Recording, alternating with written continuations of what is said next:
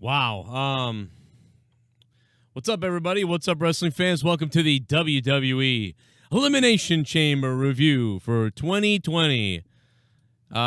Everything we thought was going to happen happened. I mean, this couldn't have been probably one of the most predictable events that I've seen in a while. And I got to be honest with you, I'll tell you right now, this has got to be probably the worst, if not one of the worst Elimination Chambers ever. If you guys are new to the channel, hit the subscribe button down below if you like this crap. Hit the like button, leave a comment, leave rage, leave happiness. Tell me how I'm wrong, tell me how I'm right, tell me what you think. I want to know. I'm going to be reading comments later on. This is the Joe Cronin Show on YouTube, Elimination Chamber Review 2020. Unleash your beast tonight.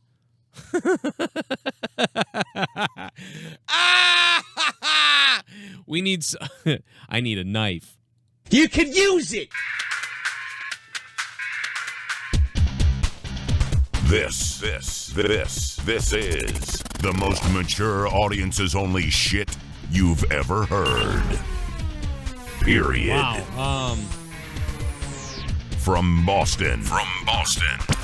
Broadcasting all over the world. Send the soy boys home. 'Cause we ain't gonna sugarcoat shit. This is the Joe Cronin Show. Now, here's Joe Cronin. Joe Cronin.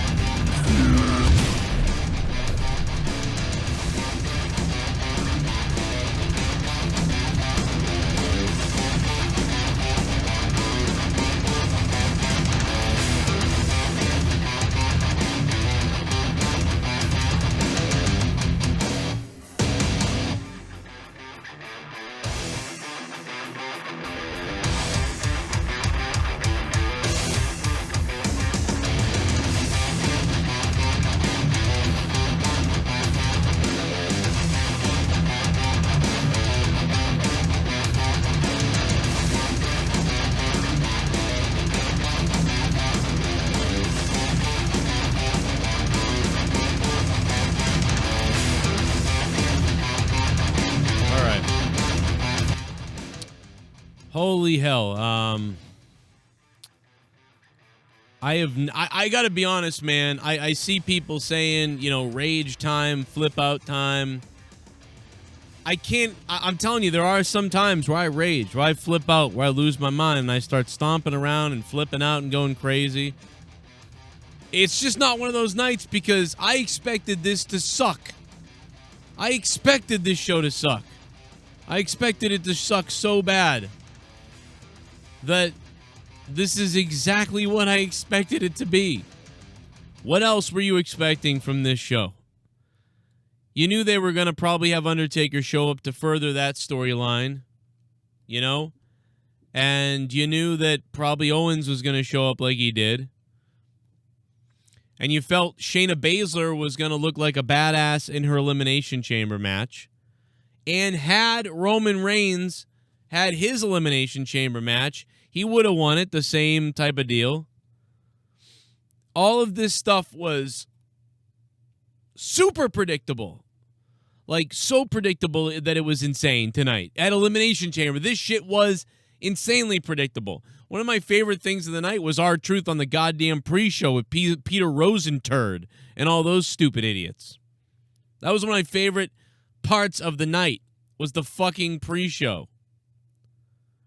Man, was this show trash. Like, and I get it. I get that there's a reason why they did everything. This was a setup pay-per-view, guys. We've been over this. If you guys have been watching me for years, you guys know I probably should have said this in my predictions. This is a total setup pay-per-view. It's a setup for WrestleMania. But the problem is, it was all so telegraphed and set up. Like, what if Undertaker hadn't showed up already before? What if Undertaker hadn't shown up in Saudi Arabia, but he showed up tonight and attacked Styles out of nowhere to set that up for WrestleMania? That would have been kind of exciting because we wouldn't have seen it coming, and it would have been at this Chamber pay-per-view. And it could have been... Oh, my bad. I'll take calls in a few minutes here. My bad. It could have been, AJ Styles didn't really reference The Undertaker ever. Undertaker just shows up. But he referenced The Undertaker like 6 months ago. I don't know. And even if he did, whatever, it might have been all in one. Instead, we get little packets, and the Saudi Arabia show ruins the current product, ruins WrestleMania, ruins this, spoils it, helps hurt it, helps diminish it. That's what it does. That's exactly what it does. Super chat. Super chat. This PPV made me tired. It made me tired, too. I'm just now drinking coffee, Casey Rose. What's up, Casey Rose? How are you, by the way? We have a long night. I mean, I could have been doing Sunday Night Gaming tonight. I could have been doing the wheel stuff. We did it on Friday night. I'll monetize this here anyway, but my God, was this just nothing. I mean, it went all almost exactly to plan. I don't even remember what my predictions are now, but now you know that shit about Vince. By the way, Vince isn't cool with Baszler. What I told you guys was he may have not been happy with the segment, but he ain't bailing on anything probably. And he's not. And look at this. This is just re-emphasize that. Like, oh, yeah, Vince is really down on Baszler. She looked like a damn beast tonight. Casey Rose, thank you for that donation. What's up to the chat? How you guys doing? I hope if you're brand new to the channel, you guys can hit that subscribe button. We just went over 68,000 subscribers. Saudi Arabia is keeping WWE alive. That's true. So it's one of those things. What are you going to do? Look at the money they're making from Saudi Arabia. If they didn't have Saudi Arabia, they would be, oh my God, dude. Like the network subscribers are down. The investments are down. The stocks are down. The TV deals are good, though. They've got good TV deals. With Fox, SmackDown is doing better. But, man. And by the way, let me take a second before we bury the show. Let me acknowledge first the psychology. I understand it. I understand the slow psychology of Baszler picking people apart slowly. It's sort of shocking that it's going on. It's not really what you expected. The match isn't very good. I understand that that's sort of a psychology to make you hate Shayna Baszler, to make sure you don't like her. Becky is the good one we want to cheer for. Baszler is the one who gives you a terrible match and is mean and, is boring, and they're pushing her. So, and the pace of the match is methodical the way she does this. They even try to make it look like maybe Asuka is going to then upset her at the end. And, I get it. I get what they were doing. I totally understand it. I just don't know if that match really should have been last then if they were going to do that. I almost wonder, I almost think AJ Styles should have been last with Allister Black, but that would have kind of guaranteed predictability that Undertaker was going to show up. But at least they could have gone off the air with The Undertaker, but then he does end up leaving in the match, so I don't know where you could have put anything, to be honest. I suppose this should have been the main event because it was to build Baszler. I get everything that happened tonight. I totally get it. I really do. But I can't help but be bored by it because it was a setup pay-per-view. This was a full setup pay-per-view. They tried to have a couple matches that were like, I thought AJ and Allister was the best thing of the whole show. Because they had a decent match. The crowd was into it. And then The Undertaker showed up. But then it kind of went downhill. I don't know. Nothing was that good to me. And Humberto Carrillo loses again to Andrade. But he pulled the tights. So is he going to get another shot? Is he really going to get a 900th shot at the United States Championship? Why? Humberto should never be near a title again. A rookie young guy who loses 9,000 times and keeps getting shots. And Braun Strowman.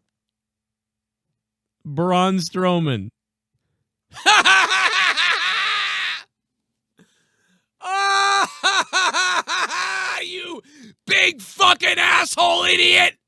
You big fucking dumb fucking retard, Braun Strowman! Get these hands!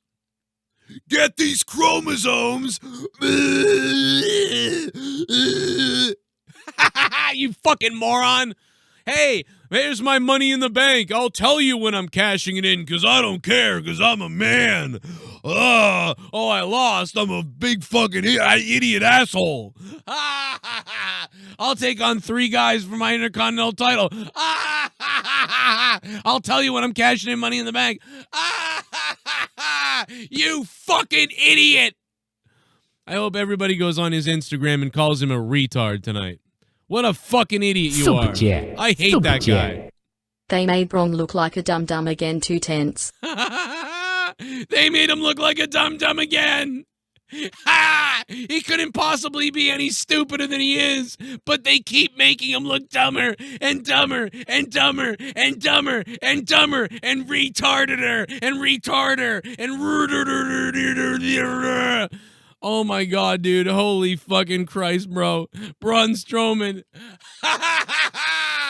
Dude, there's some kid right now in a wheelchair with a ribbon who's trying to fucking sing Who Let the Dogs Out. He's fucking smarter than Braun Strowman. He's smarter than fucking Braun Strowman. Smarter. Brandon Brown, thank you for the donation, Brandon. I'll make sure to swing by your house and show your old lady my bazooka. Brandon Brown, let's go. Super Chat Party! Okay with Baszler winning, but why such a boring match? Because they didn't want an exciting match. They wanted to make sure the focus was on telling the story that this is the bad bitch and she's crazy and she's a threat and you're going to hate her. Crazy gaming couple. Thank you for the $2.79. Up in Canada. Oh, Canada, our home and native land, true patriot love, and all thy sons come out. With glowing hearts we see thee rise, the true north strong and free. From far and wide, oh Canada, we stand on guard for thee. God keep our land glorious and free. Oh Canada. Yeah. What if the turkeys ate us? What if they filleted us? What if they killed us and ate our children? What if the turkeys ate us? What if they filleted us? I pissed in this fucking cup! If the turkeys ate us, if they had to hate us, well, Thanksgiving was a little bit different. Instead, the turkeys ate us. They gobbled us apart. But first they'd eat our nuts, and then they'd eat our butts. The turkeys ate us. What if the turkeys ate us? You will subscribe, you will have an orgasm, and you will beat Vince McMahon's asshole. What if they ate our fucking nuts? Let's eat the humans. Let's eat the humans. Instead of mashed potatoes, instead the turkeys ate us. What a shit show, predictable bullshit.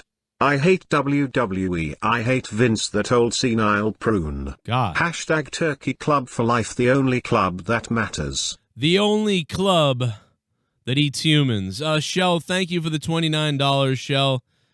You are, without a doubt, the largest donation of the stream so far, Shell, so we need to go ahead and put that belt on Shell right about now. There is the belt. There it is, baby. Bring it on. Bring it on, baby.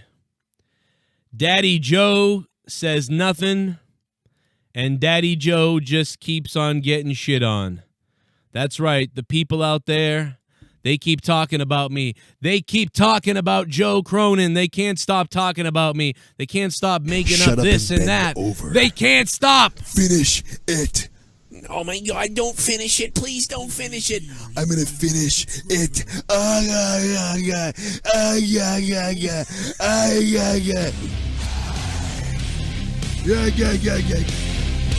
Ah, yeah, yeah, yeah. This PPV was fucking garbage. Could have had that entire women's chamber match happen on Raw and nobody would have cared. The night outside of Bryan and Gulak was horrible. Sami winning the IC belt and Strowman getting buried again was hysterical. 210. Thanks, Jack, for watching me in the UK, man. It's 3 a.m. there. Yeah, it's late. Soundwave 92, thank you, man. I pretty much agree with you. That man. And now they put the belt on Skinner.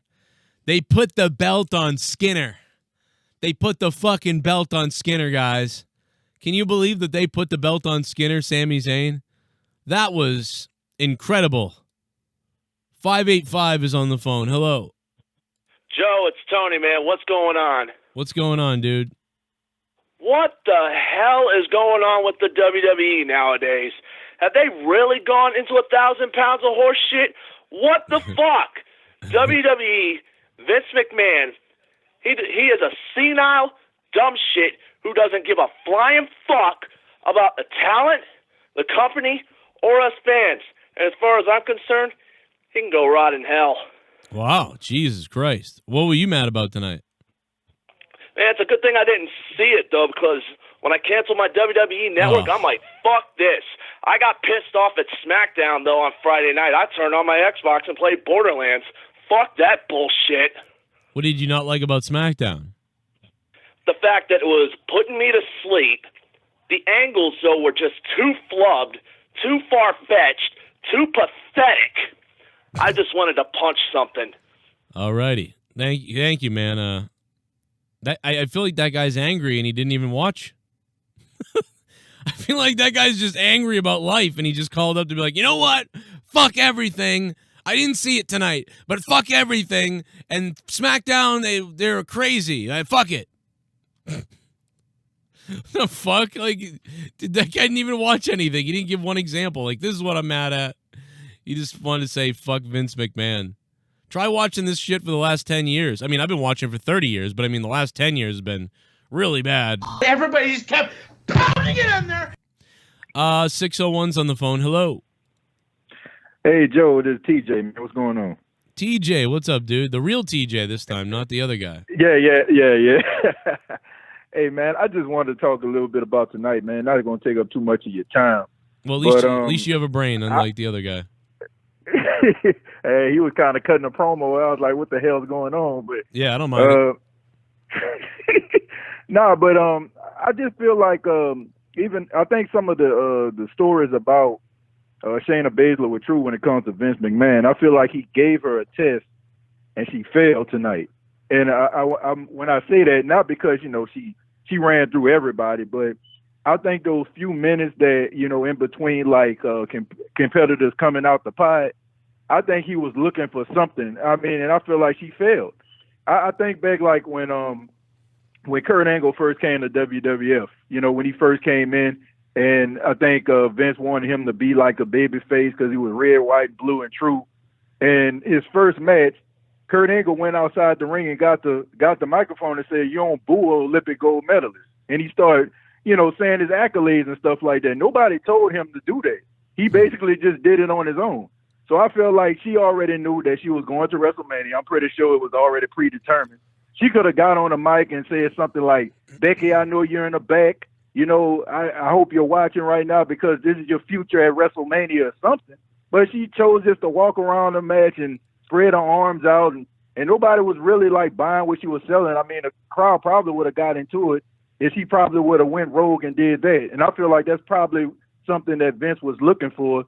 And I don't think that she passed the test. So it probably was the deciding factor if he wanted her to beat Becky at WrestleMania or not. I think that he wanted her to go to WrestleMania. I think that's pretty obvious, her coming up. But I feel like if she would have got on the mic and probably talked about the fans and talked about the two competitors that she was waiting on. I mean, he probably would have opened his eyes and said, damn, maybe she is the real deal. But I just feel like I have to agree with Vince on this. I do. I have to. Maybe if she have to agree with him. If she could speak, that'd be great. But I don't think she could really grab a mic and do that. Now, I think she could have grabbed the mic after she won and stood in the ring and said, "Now, Becky, you stupid bitch, get out here so I can bury you in Philly, so they can ship you in a coffin to WrestleMania or something like that."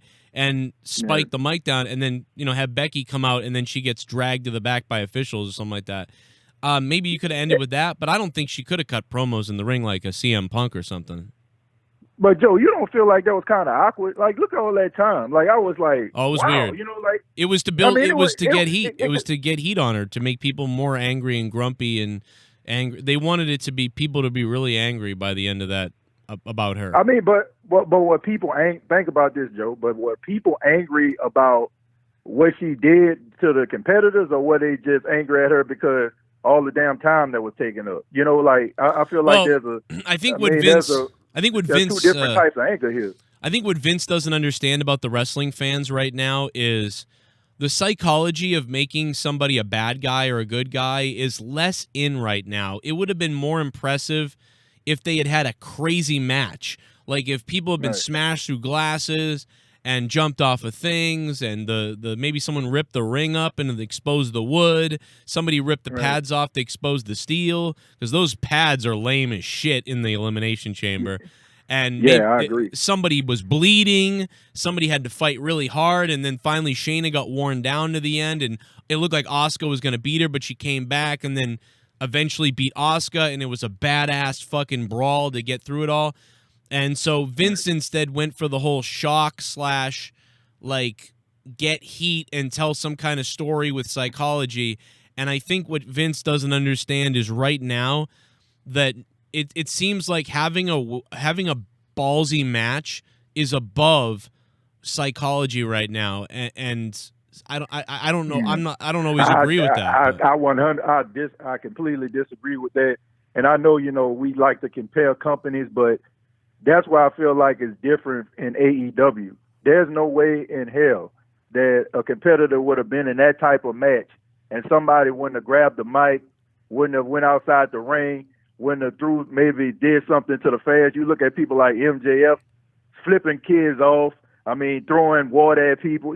Like that's the difference. It seems like everybody is just so afraid in WWE to go rogue, to stand out. Everybody's so afraid about losing their position, and I feel like that's something that Vince is looking for. I think when people get mad at Brock Lesnar, they get mad at other people like that. It's because Brock Lesnar don't take no ish. You know what I'm saying? Like, he's not going to allow. He doesn't care what Vince says. Sometimes he's going to do what he wants to do. Sometimes, and I feel like that is something that is missing from these competitors. Didn't this feel like you were watching the video game almost?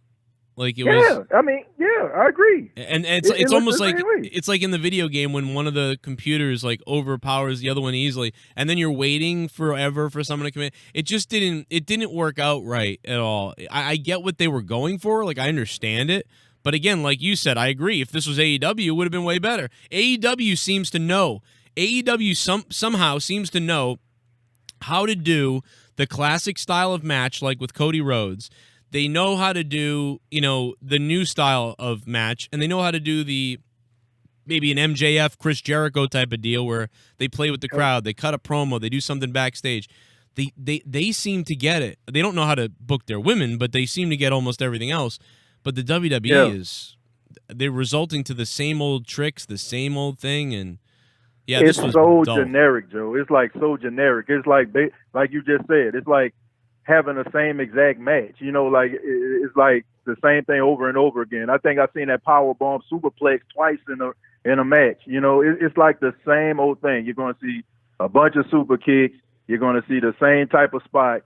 And I just think that they have these new crop of superstars in WWE who are afraid of losing their spot. It's like nobody wants to, toe the line. Nobody wants to stand out. They're okay with their position, and hoping and praying and asking and wishing that Vince finally comes down and give them opportunity. I feel like somebody needs to seize the opportunity. In my opinion, I just feel like Shayna dropped the ball tonight.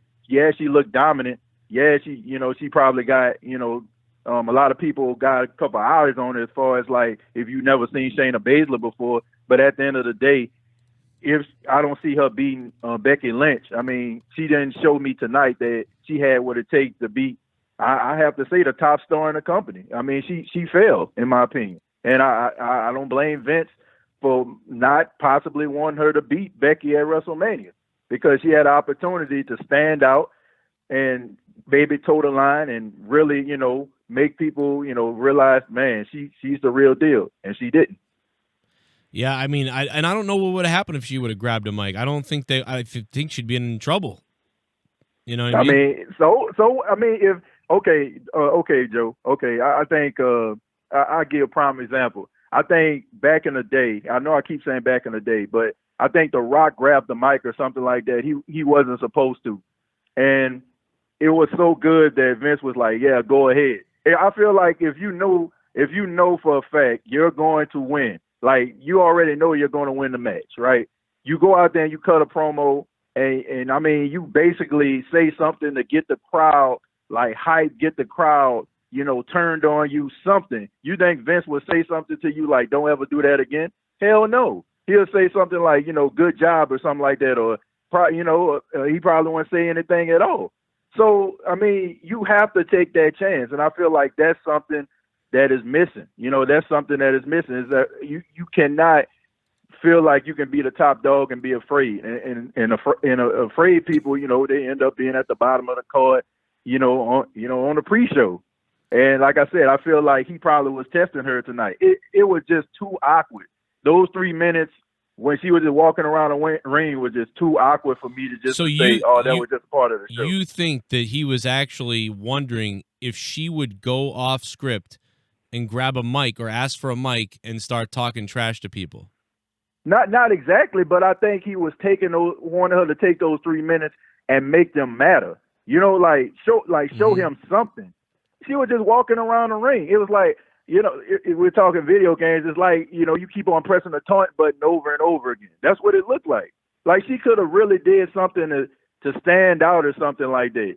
Yeah, and I feel like she failed. It could have been, it didn't have to be grabbing the mic. It could have been, I don't know, like maybe flipping off the crowd, maybe, going back and forth with somebody. Or, I just feel like she dropped the ball. I feel like Vince was giving her a test and she failed. That was too much time. It was just too awkward. As much as they try to plan out these matches and stuff like that. Big Cass went off script. Big Cass went off script, and he got in trouble and fired. That's because what he did sucked. He went off script, but it did. But what he did sucked. It wasn't beneficial. This is a 7 foot tall guy, and he's beating up a midget. You know what I'm saying? Like that's. Come on. I could see like if this was like a superstar or something like that came out there, and but it's just like it's just a big, tall, huge guy that's beating up on a little small guy, and it really didn't make sense at all. What if she had immediately just ran at the chamber and kicked the door in, like smashed the window open and grabbed her and pulled her out, like, no, you're in now. Yeah, crazy. I feel like that's a great idea. That's something, and it would have, it would have made her look more legit and more of a badass. I don't know, man. I just feel like here's the something thing: was missing. she doesn't know. If she does too much stuff with the crowd, she takes her eyes off her opponent, and then like the timer comes off, and then the person's coming out of the cell. So I think that she was like staring him down and pacing around. But I think Brock Lesnar or anybody else would have done the same thing. I agree with you, though, that the wrestlers don't take chances anymore and that there's no room for that type of stuff. And part of the problem is I don't think it's in their personalities. That's what you're saying. Like Shayna doesn't have that. That's not even in her mind, probably. In her mind is probably like, do what they told you to do. Do what they told you to do. The Rock is like, hell no. Like, let's make some shit. If I was in there, maybe I would have grabbed the mic and said, oh, you don't like that? Philly doesn't like that. Philly doesn't like that. You know what I mean? Wait till tomorrow when you're back at your stupid jobs at the dock and something falls on your stupid heads, you idiots. Watch what I do. Like that type of thing. Like, it's like, but they would be, but nowadays, if Vince likes you, that might work. And if Vince doesn't like you, you might be fired. And if Vince kind of likes you, you don't know what he's going to do. So it's like, dude, it's just everything is so sterilized now that there's no room for any of that. But I agree with you that I wish they would do it. I agree with something you said, Joe. Like, let's just say, for example, she walking around the ring and she pretends like, if she's looking at her wrist, like, for the time, and she like, the hell with it, and kicked open a pie. Like, I feel like that would have been something. I don't know if she would have got, talked about or lashed out at the back, but it would have been something. She could have taken the turnbuckle pads off all four corners, and then pulled the string off the turnbuckle, and then tied it around someone's throat, and then smashed their head into the open turnbuckle. That'd be cool. Could have did something, but I mean, I just feel like that was just a wasted moment, and I feel like I said, if Vince was on the fence about her beating Becky Lynch, I think it confirmed that he's not going to let that happen. I would be highly surprised if she beats Becky Lynch at WrestleMania. I would be highly surprised after this.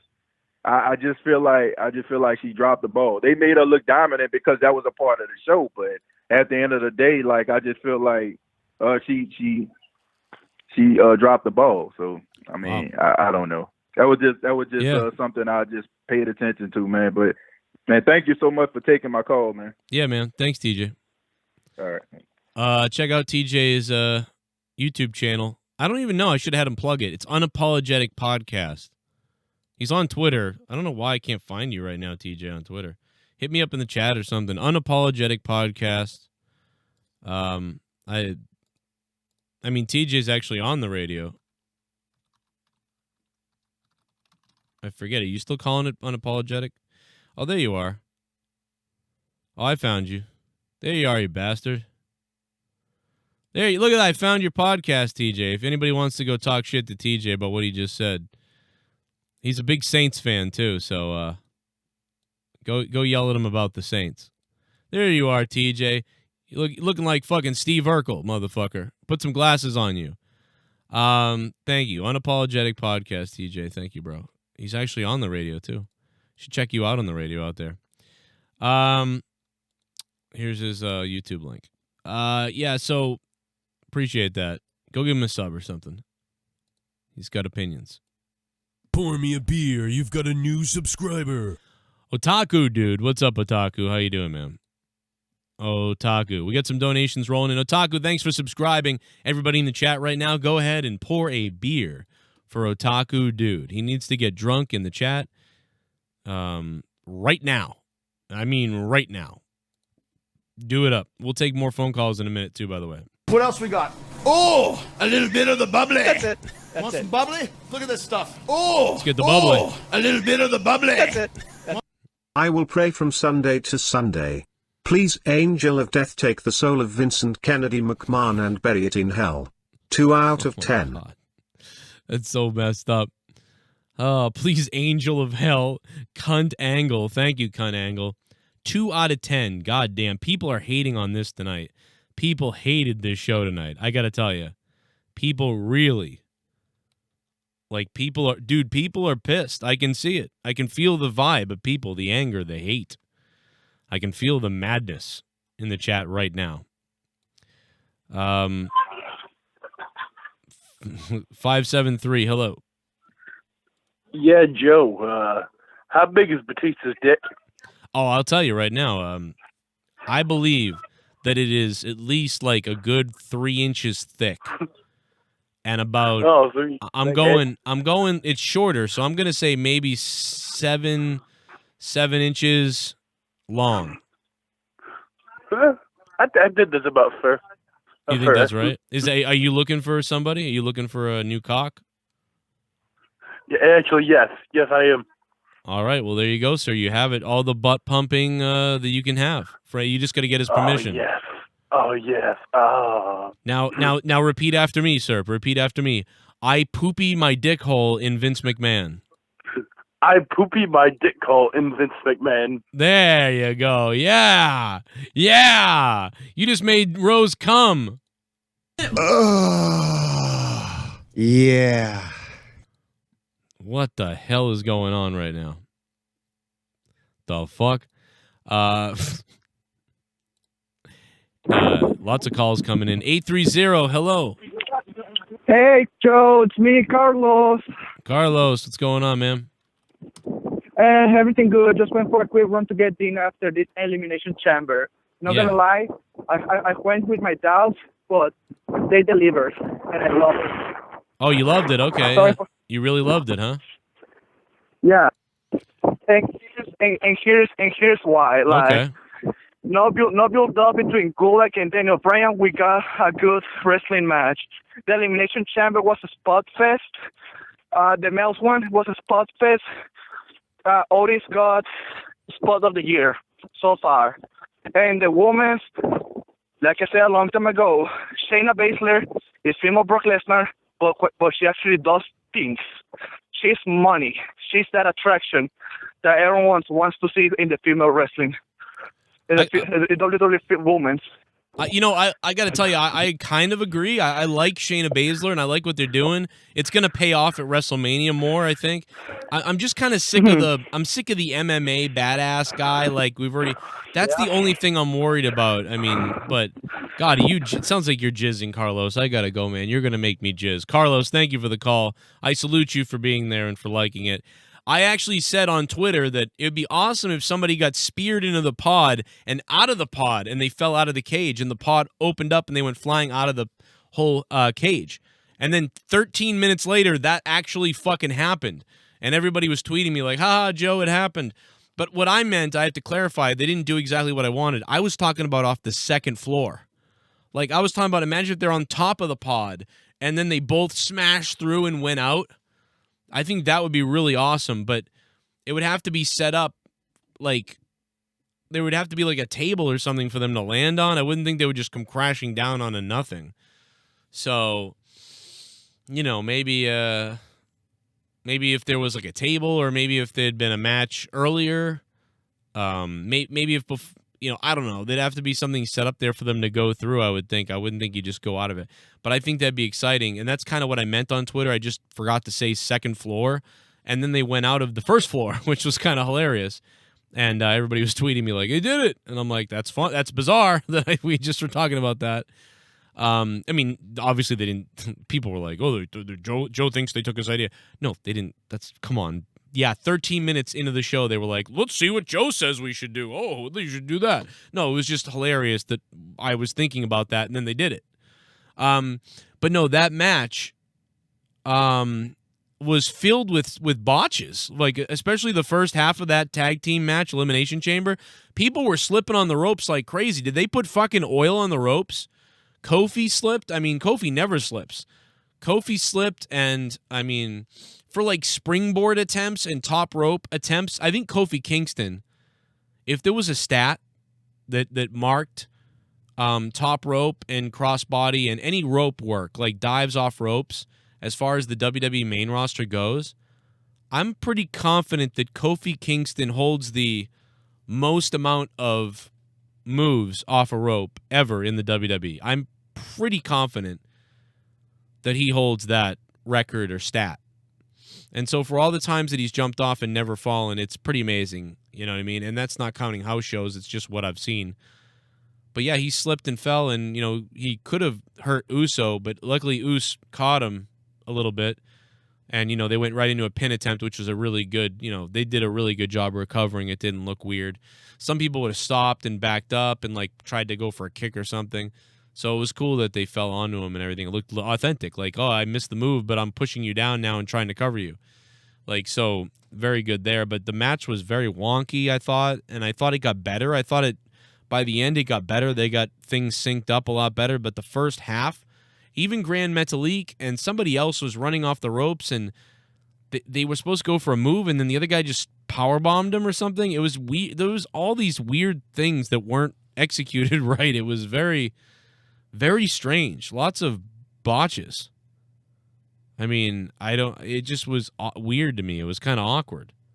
I don't know. You guys would have to tell me, but I'm pretty sure that there was a lot of messes in that match, if you want to say that. Let's go back to the donations. You guys are dropping donations. If you guys want to donate tonight, you can use Super Chat as always. You can light up the Super Chat. Light it up like a fucking rainbow. Light it up like a rainbow. Let all the gays out there know that we love them. We want to light it up like a fucking rainbow in here. We're talking about red, white, blue, yellow, every goddamn color, green, teal, aqua, fucking goddamn bronze, fucking surfer green, fucking pigment, fucking orange number 5, whatever the fuck. I don't know. Light the fucking super chats up in the super chat.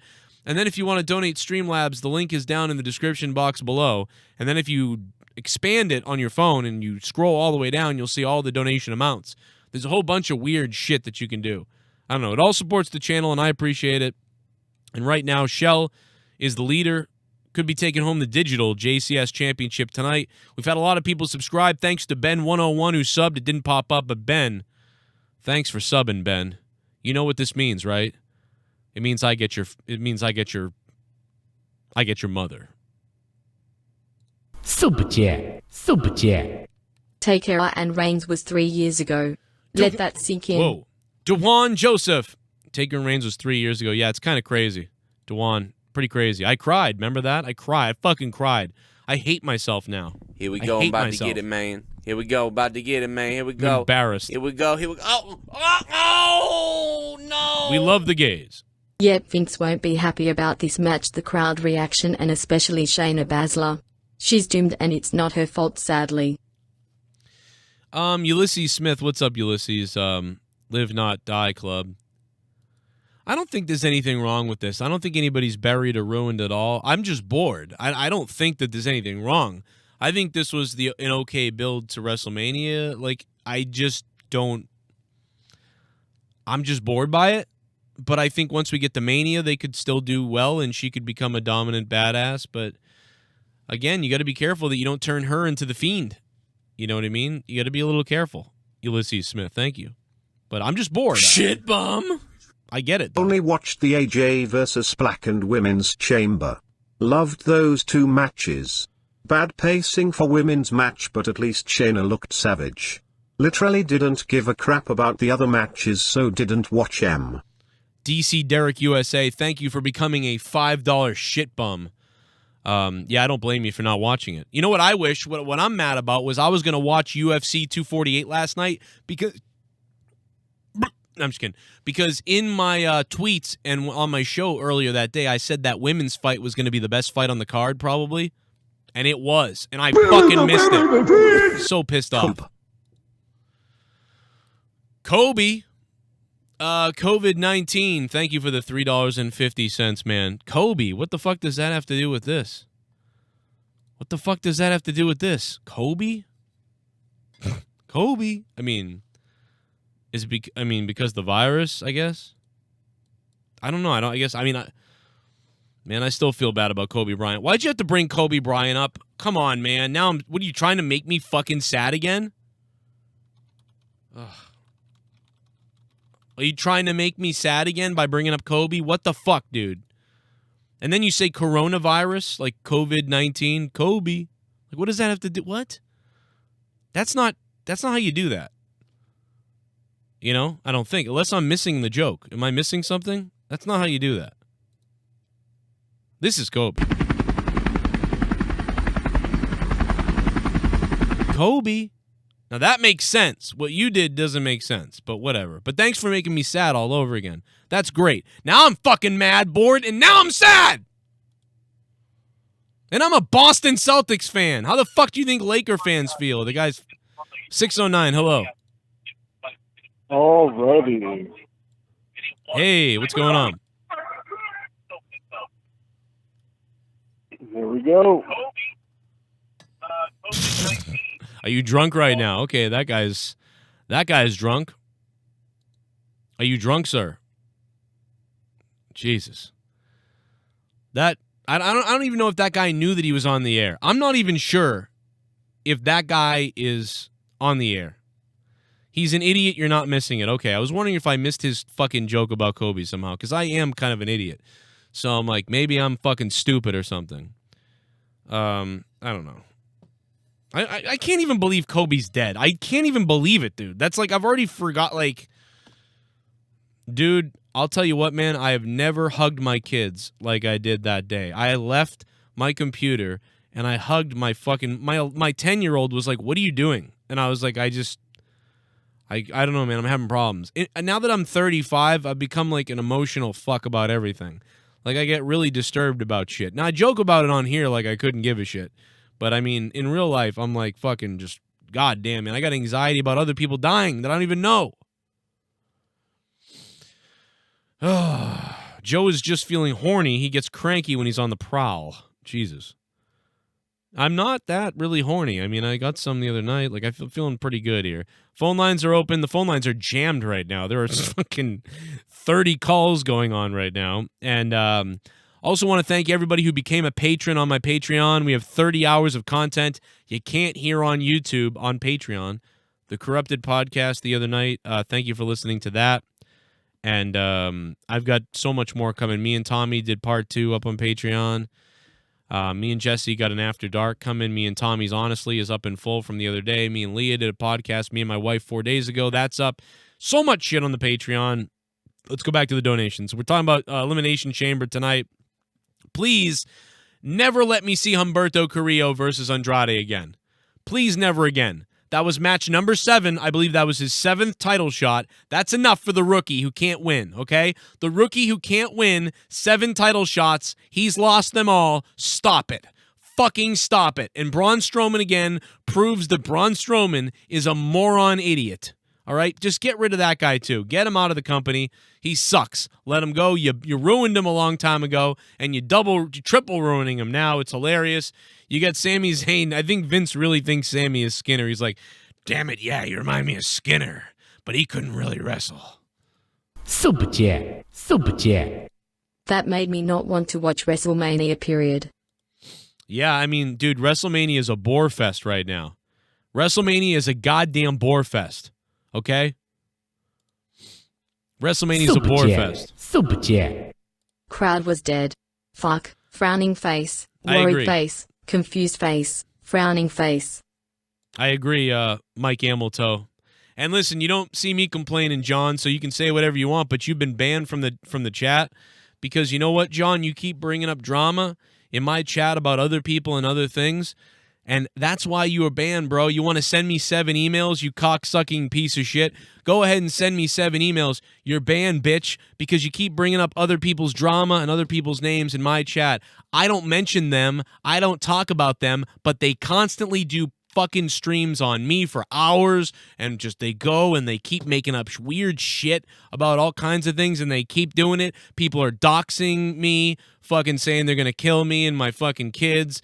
Don't worry, the FBI knows, you fucking cunt. And guess what? Your emails are lumped right in with the rest of them so the FBI can look at those too. And if you think I'm joking, nice fucking try, because I don't play, motherfucker. Come on down, motherfucker, and I'll choke you out in my backyard, you cocksucking fuck. All right? You're on the fucking goddamn file, motherfucker. You're on the file. Enjoy being on the file, because I don't fuck around when it comes to kids. And listen, if other shows want to make up shit about me and keep talking about me every single day, every minute of the day, every crazy, go ahead and do it. Because all the people in their chats doxing and saying they're going to kill me, it's all fucking documented, bro. I don't want nothing to do with it. I leave it to the FBI of Boston. I don't want nothing to do with it. And so I don't want nothing to do with you. So keep threatening me in emails because I blocked you. All your emails are going into the fucking file, and we know you're in Idaho, you dumb fucking idiot. So keep it up, motherfucker, because we're going to fuck you in the ass. The U.S. government is going to fuck you in the ass. The fucking FBI is going to fuck you in the ass. So bring it on some more, brother. Keep doing it. Keep doing what you're doing and watch what fucking happens. Your biggest mistake was saying this after somebody threatened kids' school. That was the biggest mistake you made because now you're lumped in with that shit. So enjoy that. Bring it on, motherfucker. They will go to fucking wherever you are and find you. It's not hard. We know you're in Idaho. Don't email me again, you stupid fuck. Anyway, let's go ahead back to the donations. And you know what? People can keep shitting on me for hours and making up weird shit. I don't say shit about nobody, and I still don't. I still don't say nothing. But keep it up. Keep adding to it. Keep adding to the stuff. Keep breaking terms of service on YouTube, on Patreon, on every other fucking app you're on. Keep breaking all the TOS. It's fine. It's all in the file, and it's all going to the FBI. Enjoy it. Super Chat Party. Shayna is generic and that whole PPV was bad. Wow. Nick Grosso, thank you very much for the $2.99, bro. What's going on? Shayna is generic, and the whole pay-per-view was bad. I mean, you know, I think she's got a little bit of swag to her, Nick. I think she does have some swag to her that I didn't like her originally either, but after seeing her work in NXT, I really started thinking, like, you know, she's actually got something. I didn't think she had that. I didn't think I would like her, but there's a part of me that does like her. But so there's two sides to this, right? The one part of it is like, okay, dude, the first side is I don't like the MMA like super person. I'm sick of the MMA super person. But then there's another part of me that thinks it works. So, like, I don't know what to do. I'm honestly confused about how I feel. I'm dead serious. She's the female Brock Lesnar. And I don't know. I don't know what to tell you, man. Oh, yeah, dude. Trust me. I've got the screenshots of other people's shows and their chats and all the... Oh, yeah, dude. I've got the screenshots of of it all, man. I appreciate it. People send them to me, so I just put them in the file. I don't want to be sent stuff, but people... I'm like, it's pretty fucked up what I see. I'll tell you that. But, hey, what are you going to do about it? Jake DeMarco is still recovering. That's why Jake isn't here. He's at home. He's still in some pain. I think he's in less pain than he's been in. He's finally tweeting again and, you know, watching the stuff. I think he probably watched tonight from his bed. But he is in the just kind of miserable, still on some drugs and stuff like that. So that's why Jake isn't here tonight and why he hasn't been here, you know, all week, obviously, with the surgery. So thank you for wishing him well. And he will, you know, he'll be back. I don't know when he'll be back. He'll be back. I don't know if he can really be back tomorrow. I'll ask him. I mean, if he's back next week anytime, I'll be shocked.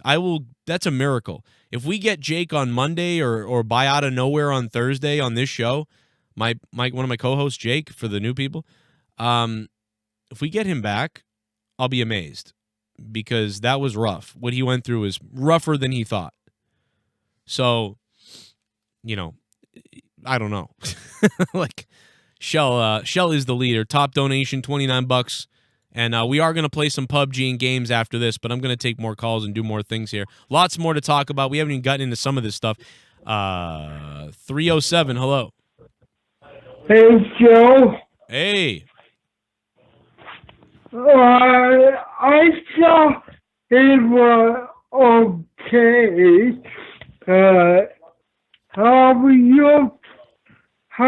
What do you think about AJ Undertaker? Well, I'm surprised that it almost feels like they're setting up Undertaker versus AJ only. I really thought that we were going to get Allister Black teaming up with AJ in some kind of 2 versus 3 match at WrestleMania. We still might get that. Joe, yeah. My idea, I know you may not like this, but what about King and take how to put AJ the car? Huh. I didn't make that one out. I wish I heard what you said there. I know you got it. It sounds like you obviously have something, you know, going on there with your speech. I did hear the first part. I know that you wanted to talk about Undertaker AJ, but I missed the second part, man. I'm sorry about that. If I have more time, I'd ask you again. Maybe email me if you'd like, and I'll try to answer that on a show or something. Joe Cronin Show at yahoo.com. But yeah, AJ versus Undertaker. I'm game if it's a one-on-one match. If they think they can go one-on-one, I'm game to see that because I think AJ could really help it out and make the Undertaker look a lot better than he would be normally. But if it was a tag match of some kind, 2-on-3, or we get Ricochet, we thought Ricochet would team with them, and then I thought maybe Hogan could team with them. You know, if that could happen, I'd be game for that too. I don't care. That's fine. I'm okay with that. But I don't know if you know, I don't know if we would get that. But thank you for the call, man. I appreciate that. Let me see here. What else do we got here? I appreciate the call, man. I'm sorry I missed the second part of what you said. I know you're trying to get it out. I heard the first, but again, if you can email me, I'll try to answer that second part in like a video tomorrow or something like that. Appreciate the call, bro. 469, hello. Hey, you damn right I'm back, you son of a bitch. Hey, all you sons of bitches talking shit about fucking Joe Cronin. I'll fucking have stripper Nikki come over there with her fucking 13.5-inch black cock fuck dildo fuck and shove it up your damn ass. Fucking sons of bitches. Is this Larry Punk? You damn right it's Larry Funk, buddy. Is this the real Larry Funk? It's the real motherfucking Larry Funk, Joe Cronin.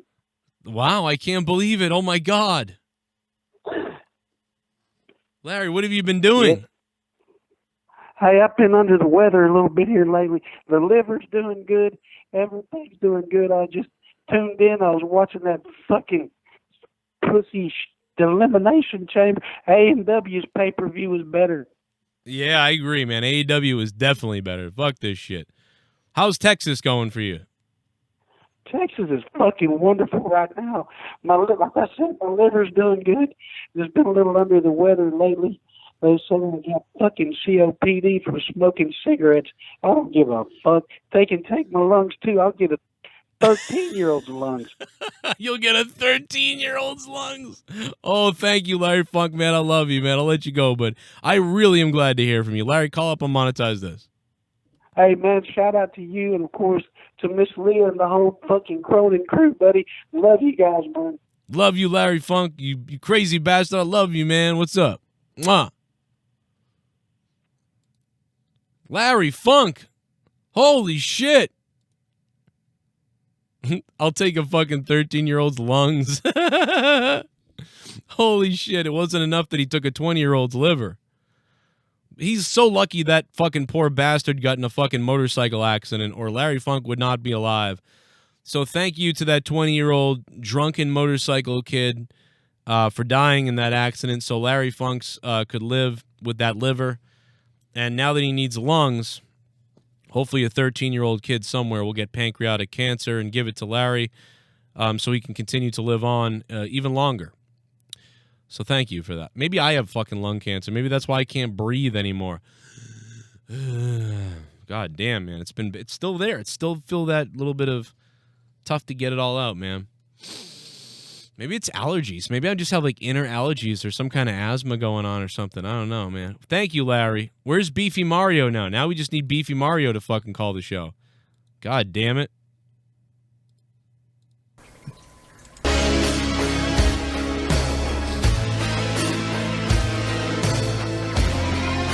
My name is Kane and I'm donating.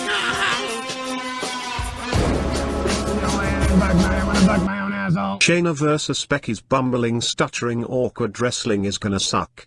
Ronda has to come back for Shayna because if you want a real world, this nobody in the locker room can legitimately beat her. Fuck Charlotte the robot. Shayna wrestles like Take a Love Vi. Shayna versus Becky, bumbling, stuttering award wrestling is gonna suck. Yeah, Movado, I'm a little bit worried about this.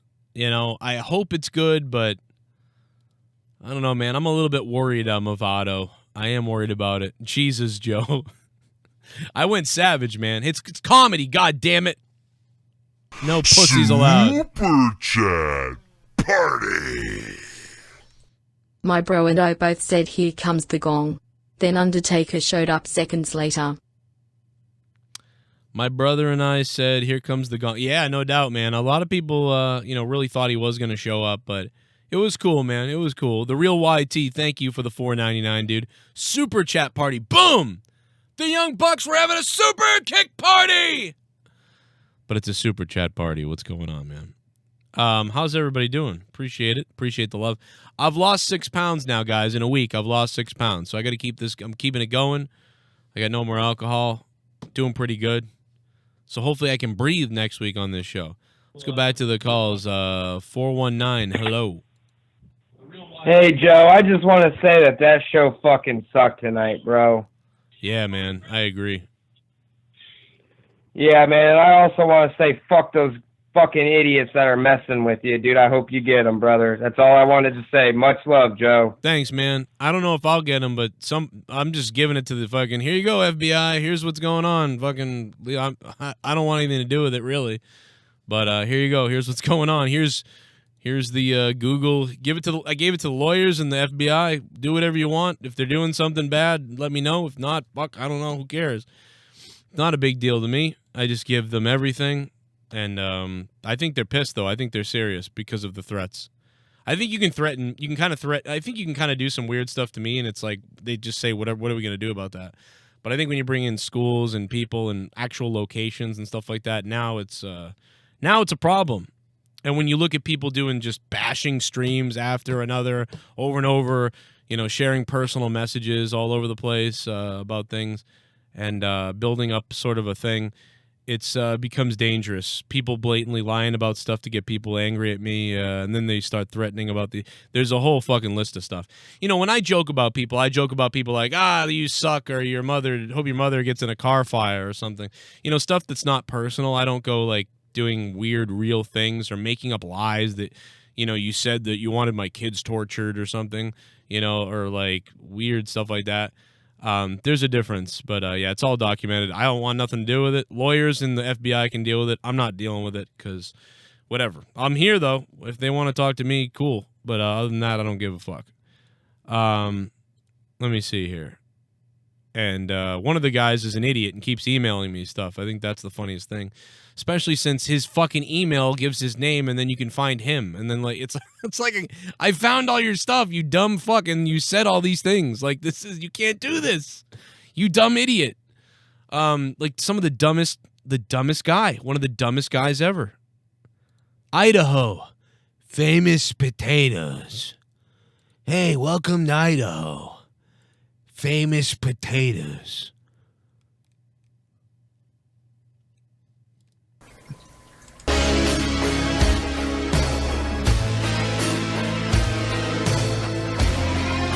My name is Kane and I'm donating.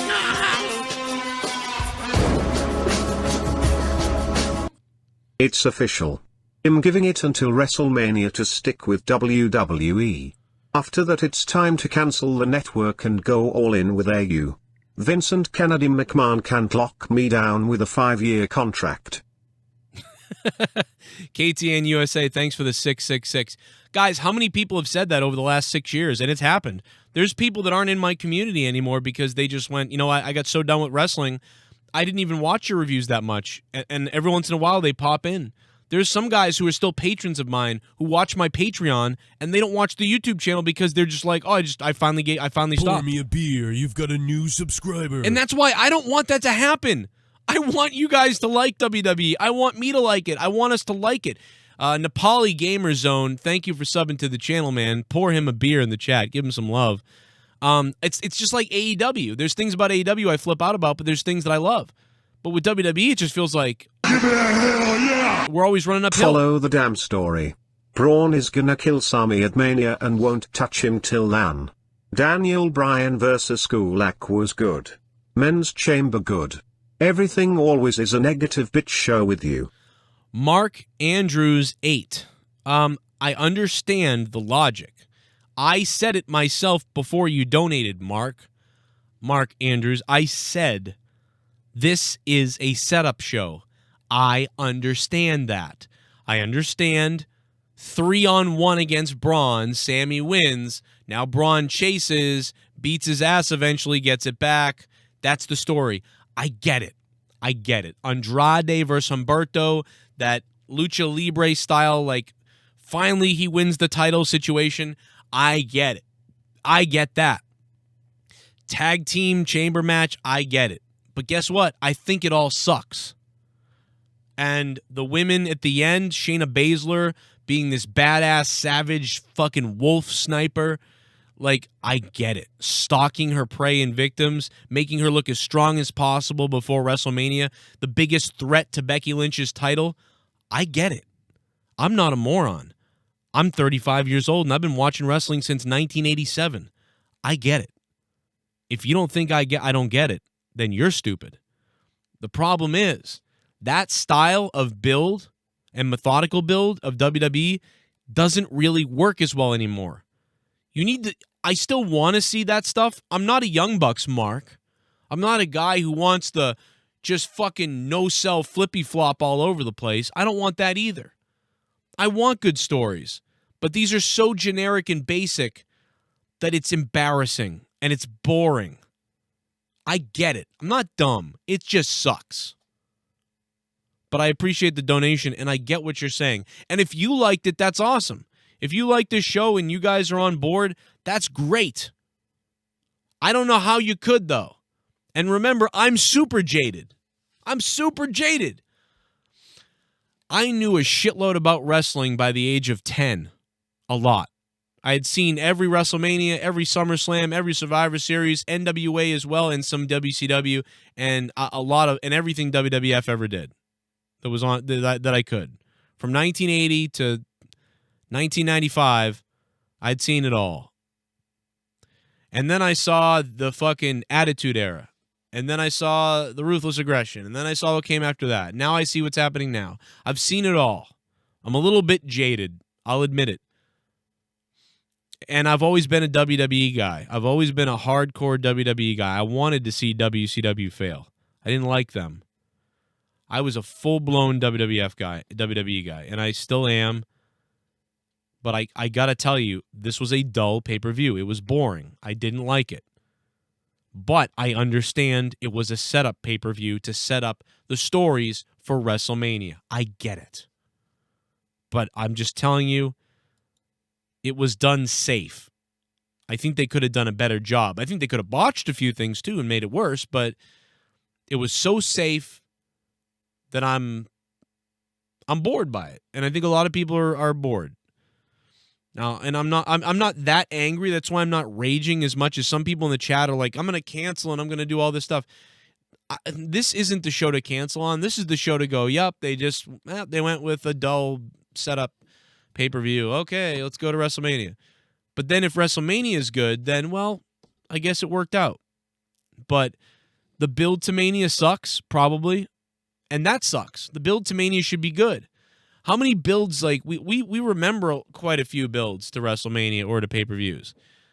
Good ones. You remember promos, you remember situations, you remember stuff. And then at Mania, you hopefully remember most of the things that happened in Mania. I still think that WrestleMania 8 is one of the best WrestleManias ever. Like, WrestleMania 8 was so damn good. I almost want to talk about WrestleMania 8. It was so good. WWE shits on it. I don't know why. It was so good, man. It opened up with that Tito Santana Shawn Michaels match that was great. The Undertaker and Jake the Snake Roberts, the psychology in that match was phenomenal. And Bobby Heenan on commentary nailed it. He made it seem like the Undertaker, he was scared of the Undertaker. It was great with Gorilla.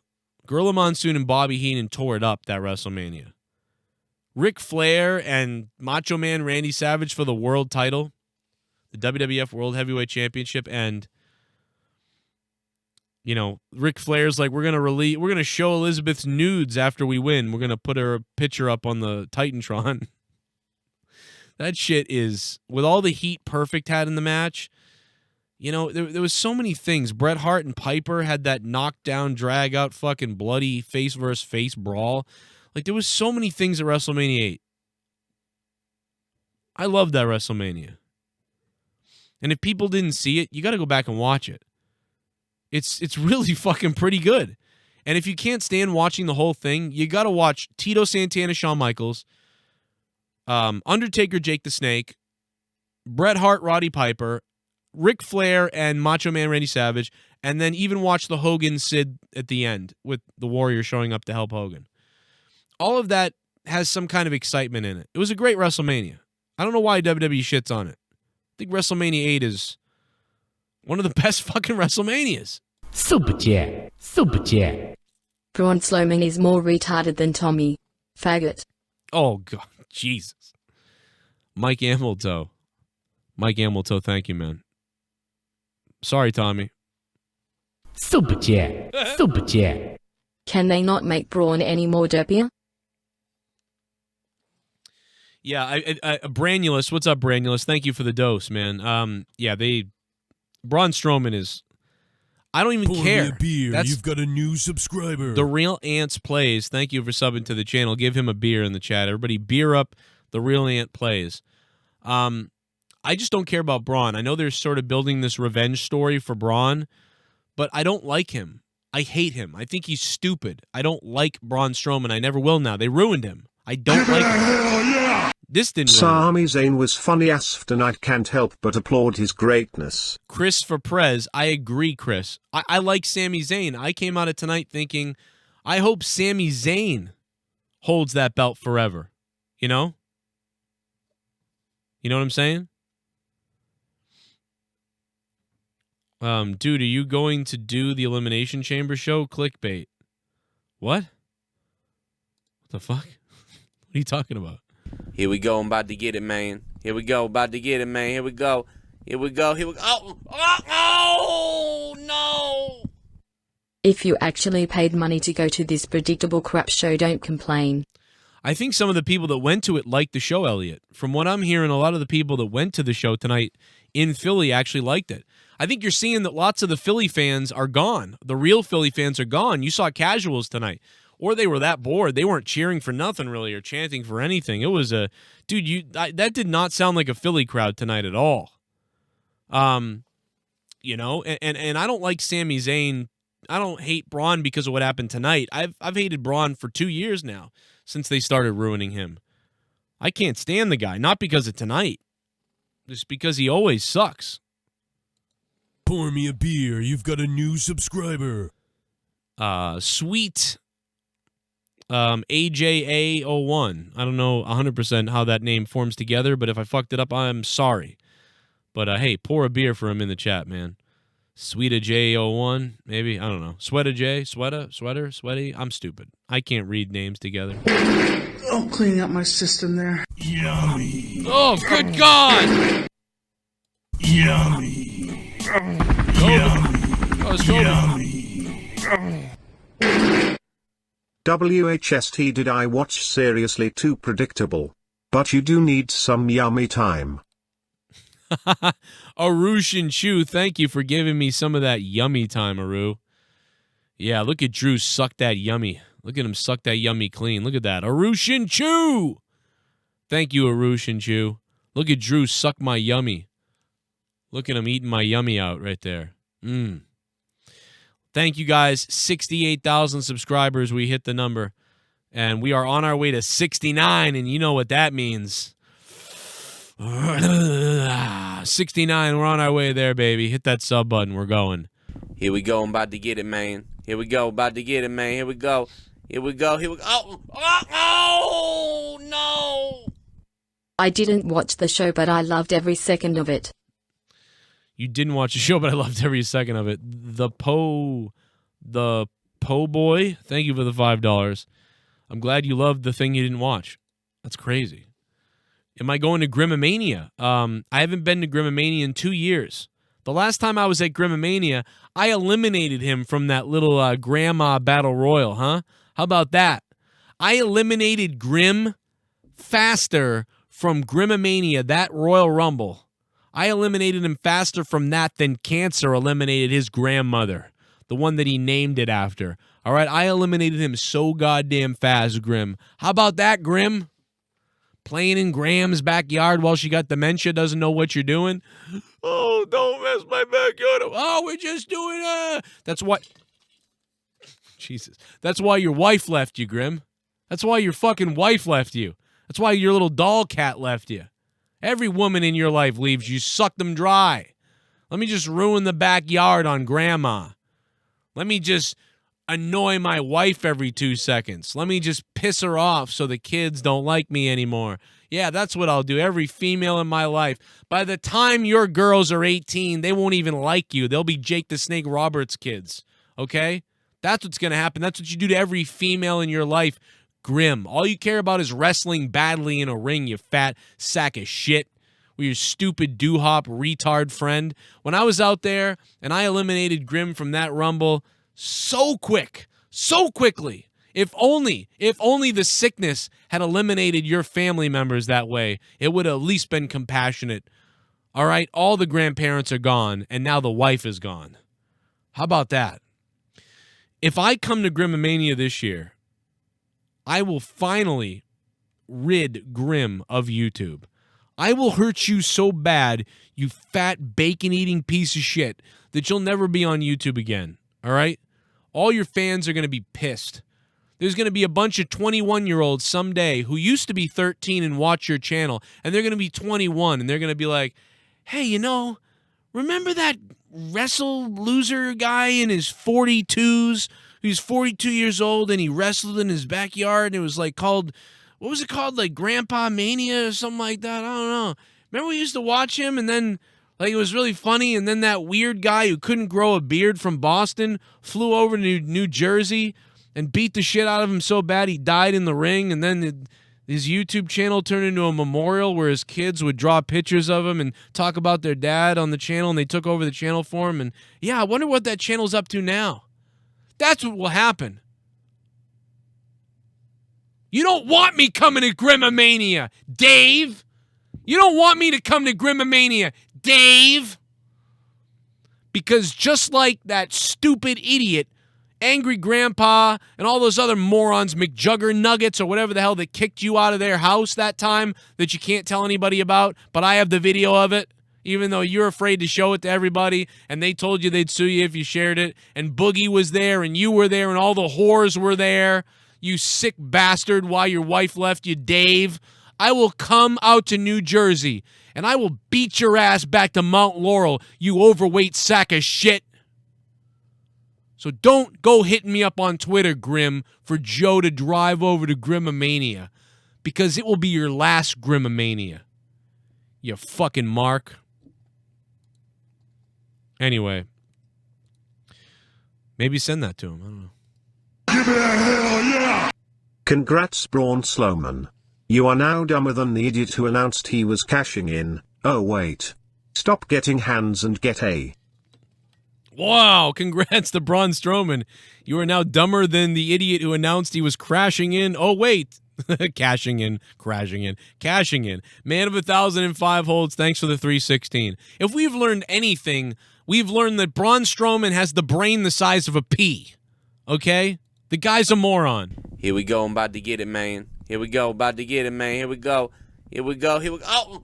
Oh, no. Do you feel like this PPV was rushed? Longtime fan, lots of love, you sexy pie. Embarrassed smiley face from James and Jason. Hey, James and Jason, thank you guys for donating the $5 to me. Much appreciated. I don't think that the pay-per-view was... I mean, I don't think they built a lot towards the pay-per-view. I think this pay-per-view was kind of like a Raw or a SmackDown. They could have told some of these stories on a Raw or SmackDown, and they sort of did already. So the pay-per-view felt like, you know, they were furthering the story of a lot of things. So it didn't really feel like a pay-per-view to me, to be honest. Like, it just felt like, again, it was to get to WrestleMania. So yeah, I don't think it was rushed. It was just... It wasn't a big deal. You're my man. Come on. I wanna see you naked. Give me that Superman punch in my rectum. Give me that Superman punch in my rectum. And I don't care if your fist goes up my asshole. Roman Reigns. Oh, Roman Reigns. Giving this PPV 3/10. At this rate, most of WWE's PPVs just become background noise, especially if it was like tonight's. I can only imagine how Mania will be now, along with Raw tomorrow. Joe's review: Elimination Chamber. Yeah, I pretty much agree with you there. Breaking Oz 96, thanks for the $14, Breaking Oz. Let me reread some of that because I missed some of it. Giving this pay-per-view a 3 out of 10. At this rate, most WWE pay-per-views just become background noise. Yeah, it really felt like a dull show. I mean, I get it. They progressed some storylines. It was okay. There was some nice little spots, but it just, you know, whatever. there's people telling me they like the goddamn review better than the fucking show tonight. That's weird. Like, that should never happen. And not that I agree with it, but I mean, it's just that should not happen. There's something wrong. There's something wrong. I don't know, man. There's just something fully wrong about it.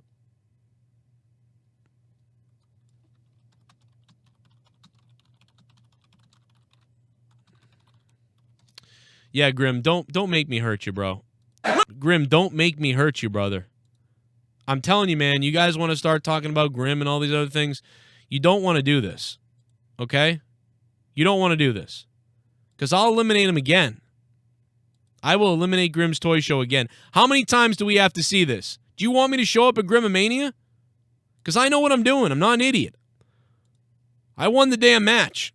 Grim, and I was out of shape then too, Grim. Do you understand that I'm 15 pounds lighter right now? And I'll be another 10, 15 pounds lighter come Grimomania, Grim. Look at this.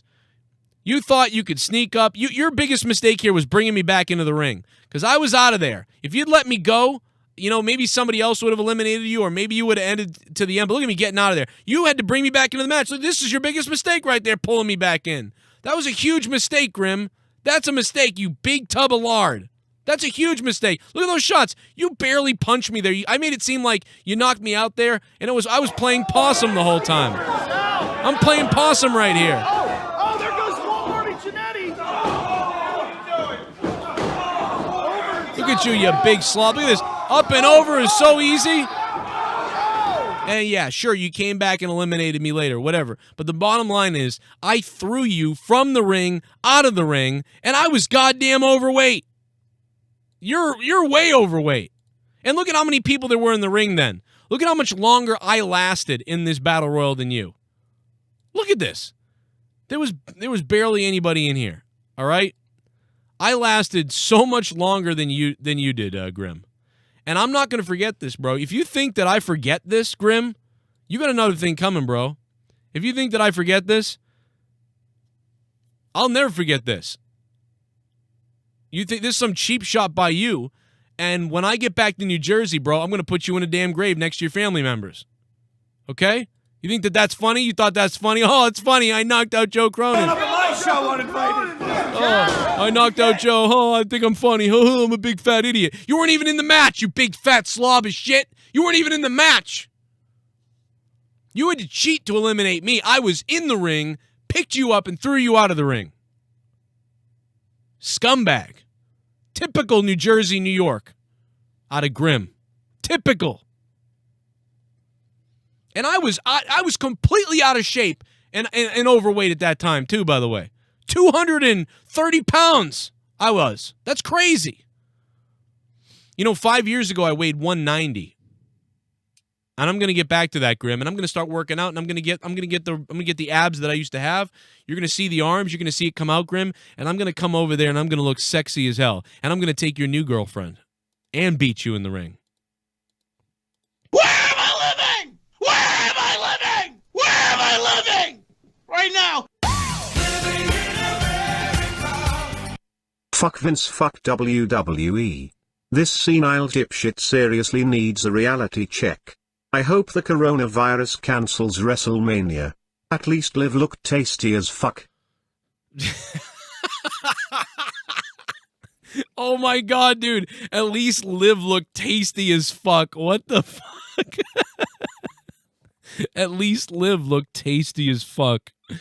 Oh my god, that might be the fucking line of the night right there. 718 Project. Holy shit. What are you, in Brooklyn? I don't know. Man, that is fucking hilarious. At least Liv looked tasty as fuck. Dude, she looked like Michelle Pfeiffer. She looked like she was about to play Catwoman, and she was Michelle Pfeiffer. 718 Project, thank you so much for the donation, man. I will go back to the phones in just a little bit. Yeah, Liv is tasty, bro. I like her. She is, first of all, I think she's also a really good person, man. I think she's so sweet, man. I think she's a sweet girl, and yeah, she's hot, all that stuff. I you know, unfortunately, isn't she a lesbian now? Like, I mean, I don't even know. I mean, it's not unfortunate, just unfortunate for the guys out there, you know? But maybe she's bi. If she's bi, then Hey. But I'm telling you, man, whenever there's a bisexual woman, maybe the women who are bisexual in the chat could let me know, but I feel like whenever there's a bisexual woman, there's like a high chance that she cheats on a guy with a girl. Like, I swear to God. I feel like that. But I don't know. Maybe I'm wrong. You'd have to let me know, bisexual women in the chat or out there. You know, let me know. Let us know what you think about that. I have a lot of questions, and that's one of them. Super chat. Super chat. Ricochet and Humberto, we hardly knew you. Yeah, Moshmaster D, thank you for the $2, man. Yeah, I mean, people have been throwing around buried too much. Ricochet's a little bit. Humberto's dead. Only thing at Mania I'm looking forward to is Orton and Edge. Maybe Drew Brock. I predict Mandy is playing Dolph and Sonya and will end up with Otis at Mania. Alexa's sweet ass, thanks for the 316. Oh, really? See, I thought that like Sonya was going to be the one interfering in their relationship, and then it would turn into a grudge match of some kind. Yeah, I don't know. Wow, I didn't think about that. I was thinking the other way with Sonya Deville. Pour me a beer. You've got a new subscriber. Old Lady Gaming. There's a lot of gaming people in the chat. Gaming with an E-I-N-G. Okay, we miss English class, but it looks cool. I get it. Old Lady Gaming. Thank you for subbing. What the fuck, Old Lady Gaming? Hit that sub button down below. We're getting a lot of subs tonight. 68,000. Pour me a beer. You've got a new subscriber. And 30. Lincoln Strawn. Lincoln Strawn. That's a cool name. That sounds like you could be like an old school like Revolutionary War hero. I'll never forget when Lincoln Strong came down with the gun and saved Bartholomew. Hell yeah! Fuck. Why is Humberto gay fuck still getting pushed and Ricochet buried? Curillo sucks a big Mexican dick. Guy is terrible, gets no reaction, but Ricochet gets buried. I don't know. I mean, Rated R Superstar, thanks to the 316. I mean, Humberto's buried too. I mean, they're both kind of buried. Why does Humberto get chances at a title, though? He lost 7 times. Seven loss. Can I count? 7 times in the last 6 months he's lost a title match. We got? Oh, a little bit of the bubbly. Why is he wrestling? Bubbly? Look at this stuff. Oh, a little bit of the bubbly. A little bit of that bubbly. Tommy makes more sense than TJ on Wrestling FFS. Oh, man. Hail Metal Forever. Thanks for the $3. TJ, for fuck's sake. I got what TJ was saying. I just, not in this instance. I think that applies to many other instances. This just wasn't one of them, I thought, but I got what he was saying. I think it was more of a creative decision I agree with him on, but I don't agree that she should have gone off script and been like, give me a mic, and then started shitting on people. But I think that it would have been cool if they came up with that as an idea before the match started. That would have been shit bomb better. They just did another local TV advertisement on my TV here in VA for Raw tomorrow and showed Andrade versus Humberto 1-on-1. You know what that means, D. Welsh? Do you know what that means? That means tomorrow night, Humberto's going to come out and be like, last night you grabbed the tights, you used the tights, and you cheated to win. Is that what a real champion does, Andrade? Is that what you do? As far as I'm concerned, you're a bendejo, fucking pelo, something. He's going to say something in Spanish to be like, oh, and then people are going to be like, oh my God, they call tu madre es loco, grande, fucking whatever the fuck. Like your mother's a big fat bitch or something. Tu madre es gorda, fucking punto, fucking something. Like he's going to say something and they'll be like, oh my God, Andrade's going to be like, get out of here, fine, get the fuck out of here. Get out here. And then Zelina Vega's gonna try to fucking interfere several times. And then Andrade, oh my God, Humberto's gonna win. Oh, it's a surprise. He won the United States Championship on Raw. Oh my God, his 8th opportunity. He won in his 8th opportunity. Oh my God. Imagine that. If you say something 700 times and then it comes true once, you're a genius.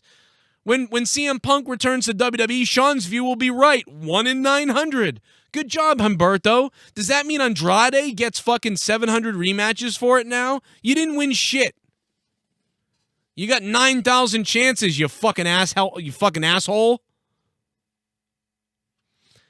Tomorrow night, mark my words, it's going to come up about the tights.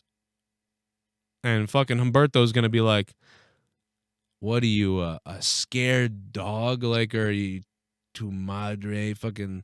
And then he's going to bring ice with him down to the ring, all right? He's going to bring ice with him down to the ring.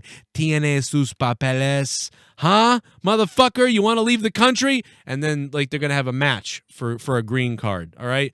But no, it's just like, come on, dude, are you serious? Maybe Garza will interfere. I don't know. The bottom line is I like the two guys. I love Andrade for the most part. Humberto, I don't really enjoy him that much. He should be in some other story somewhere on a lower level doing something. There should be other people challenging for this title. Or you shouldn't have had him in a million matches already and ruined the fucking thing. I don't understand why we have to see 900 chances for the title. I don't like that. It diminishes the title win when he does get it, if he does get it. And if he doesn't get it, what are we doing? None of this makes sense. None of this makes sense. Move along. Let's go, man. Get someone else in there. Andale, por favor. Don't be fucking polite, man. Don't be polite. Get the fuck out of the way. Pardoname. Get the fuck out of the way. That's what they need to do with these fucking guys. The Lucha Libre needs to be like that. It can't be like the old school style with, I get it. Like, I do get it, but it's like, oh God, like it doesn't resonate well with me that you get a million title shots. The chase I like the chase if there's, I don't know. Like, I know that they're going for that chase. Like, there's a rivalry going on while the guy has the belt. I sort of like that normally, but I just have had about enough of this one. It's one or two title matches too many at this point, I think. 3 or 4, you can get away with it if they're big matches and they mean something and something happens every time or whatever. But I feel like they've had too many meaningless ones, and he's beat him straight up most of the time. Straight up, he's beat him. Shit bum. Joe, long-time fan here, just wanted to give my full thoughts. This trash pile, this makes me very nervous for my future. The PVV felt rushed and no thought put in. Vince just so focused on other endeavors, it's pretty obvious at this point. Joe is God. Thank you. Joe, longtime fan here, just wanted to give my thought. Yeah, I agree with you. I'm worried too. But Vince is so focused on other endeavors. Joe is God. Thank you for calling me God and for the $5 and becoming a $5 shit bum. I don't think it's that, man. I don't think it's that he's focused on future stuff. He's been doing this to me for the last 10, 12 years, and he's done this even back in the day. We've seen Vince McMahon do this a long time ago. You know what I mean? We've seen Vince do this for years, so this isn't new. It just seems like, maybe he is. Maybe he's getting worse. Maybe he's distracted a little bit. But he's also given a lot of the duties over to other people. He has done that. He's also not been at Raw and SmackDown quite a few times. But what he is at the meetings on the decision-making of what we're doing. Here's what we're doing. Here's what to do. Make sure you do it this way. We're doing this. Boom. So it's not like he's going, wait, the XFL, I think, no, but, I don't know. I feel like he sort of tried to make little adjustments, but I think Vince has only made these little tiny adjustments and not committed to doing things the right way. A good example of it is Matt Hardy and the deletion. I don't understand the damn deletion stuff and I don't get it. Well, let's just do it and see what happens. I don't know, whatever. And nobody understands it. It's not done right. So, and then Vince says, see, I knew the damn thing wouldn't really work. Yeah, there's a few people like it. People seem to like it a little bit. All right, go out there and do a little bit of that and whatever.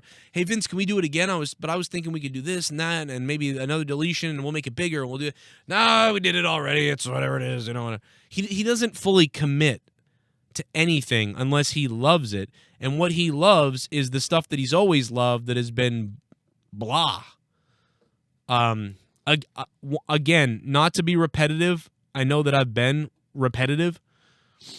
Vince McMahon in the 90s, in 1996 and 1997, Vince McMahon didn't decide to finally launch the Attitude Era and to finally try to compete until they came to take the fucking water coolers. Do you understand that? Several people, several times. Vince, we need to do something different, Vince. This PG, this kiddie stuff doesn't work anymore. We're losing all our viewers. Everything's going away. WCW's beating us. People are watching ECW. Vince, this isn't working. And Vince kept saying, no, no, no, no. And then finally, they came for the fucking water coolers at WWE corporate because they couldn't pay for the fucking rental fee for the fucking water coolers in the building. That was when Vince McMahon said, the old style is passé, and we know you're not stupid. You want to see adult entertainment. You want to see real fighting. You don't believe in characters and all these other things. That's what it took. That is 100% fact. They had to come for the fucking water bubblers. And that was 1996 or 7. I think it was 97. It might have been, I don't remember what year. But either way, you can, if you don't know about that, go listen to Bruce Pritchard. Go listen to Eric Bischoff. Go listen to some of the other guys that worked at WWE who were fired, by the way, and laid off. They laid people off. People you know, and I know that I can't think of their names right now. Because they didn't have the money to pay for them. They had WrestleMania in regular little buildings like Chicago and Boston at the Fleet Center, now the Boston Garden. That's why WrestleMania 14 was there. If WWE had known how big WrestleMania 14 was going to be, that they were going to recover from the year before and have this massive new audience, they wouldn't have had WrestleMania 14 in Boston at the TD Garden, formerly the Fleet Center. They would have had it at some stadium or something. But they'd booked WrestleMania years in advance. Because just the year before, they came for the goddamn water bubblers. Okay. They laid people off, and I can't think of their names right now. I really can't. If anybody in the chat knows, has listened, read books, and knows the stories and knows the deal, there's a main guy they released that they didn't want to release, that they let go, and he did go to WCW, and he worked in WWE corporate, and they did not want to lose this guy, but they couldn't pay him. They had to cut salary. And maybe somebody can remember who that is. I'd love to say it so the people that are like, what is Joe saying? Is it Terry Taylor? It might have been Terry Taylor I'm thinking of. I don't know. It was somebody that they cut loose, and it was a big name they didn't want to cut loose. He was a mainstay with the company at the time. You know, Vince really liked him, and it was, you know, but I keep coming up with that example because it's important to understand when you're like, oh, I want Vince to change, or why doesn't Vince get it? It's because he doesn't have to get it right now. He doesn't feel like he has to get it. Even though the ratings are sinking, they did then. They sank then. It took the goddamn water bubblers. J.J. Dillon did leave. That's I believe you're right, James. Right, he was one that left, but I don't think that's the one I'm thinking of. It might have been J.J. Dillon. I know that he left, but I thought I was thinking of somebody else too. I know that Bret Hart, yeah, I mean, he had to basically let Bret Hart go as well, but he's a wrestler. I'm talking about somebody in corporate. Terry Taylor, Michael P.S. Hayes. No, Michael Hayes stayed. I don't think Michael Hayes left. But, what the fuck? Is that spit? But Terry Taylor was the one I think I'm thinking of. But let's go back to the donations and see what people got to say.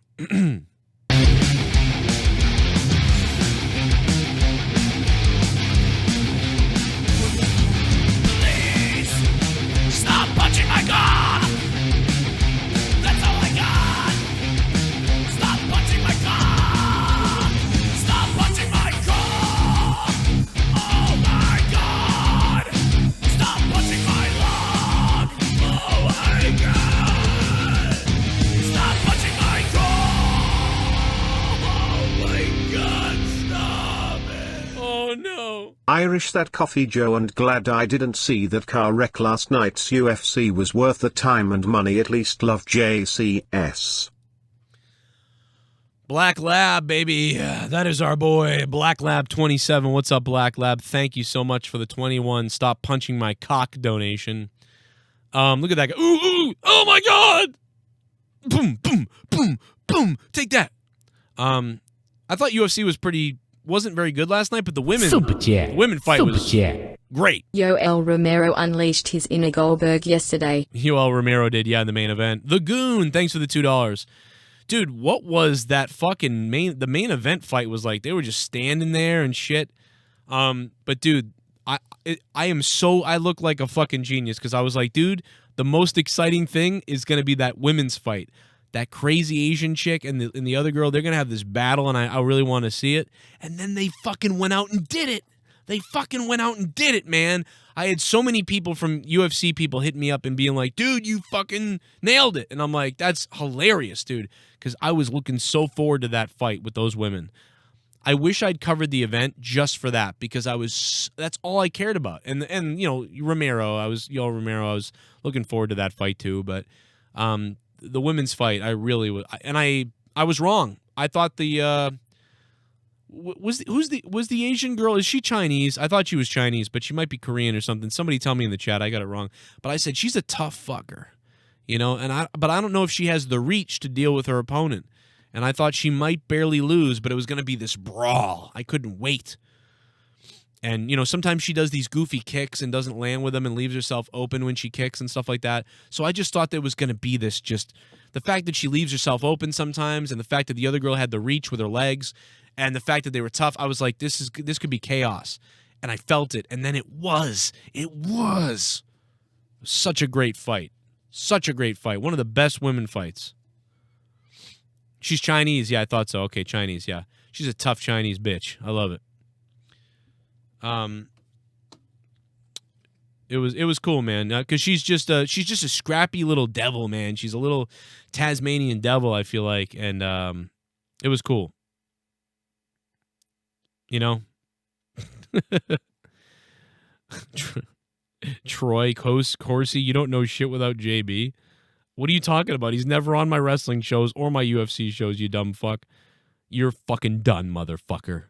You're out of here. You're out of here because you don't know how to troll. Super chat. Super chat. Drama Joe. Incoming baby Fukier. The Goon, what's up? Actually, I don't have any really, to be honest, Goon. I don't have any of that, man. I leave that for other people. Listen, if people want to shit on me for the rest of their lives, there's nothing I can do about it. There's nothing I can do about it, bro. If people want to shit on me, shit on everything, make up shit, say that I did this or that or whatever the fuck and just make shit up about me, what am I going to do? There's nothing I can do about it. You know what I mean? I literally stay away from that stuff and don't even talk about it, and it just keeps happening. But you know what? People see the true colors, you know, is what happens. People see what people's true colors are. And, you know, whatever. Enough people have told me, like, you know, at first I thought maybe you were a dick, but now I understand that this is crazy. And so whatever. It is what it is. There's nothing I can do about it. I appreciate that, but I'm not going to dive into anything. There's so many different things about me. It's insane. But what are you going to do? You know what I mean? I just want to make people laugh, do the shows we always do, like I've been doing. We've been doing them all the last couple weeks. If you've actually watched my shows, you know that I haven't said anything at all like that. And like, you know what I mean? It's what are you going to do? It is what it is, bro. I'll be your punching bag if you'd like, I guess. Shut up and bend over. Finish it. Oh my God, don't finish it. Please don't finish it. I'm gonna finish it. Oh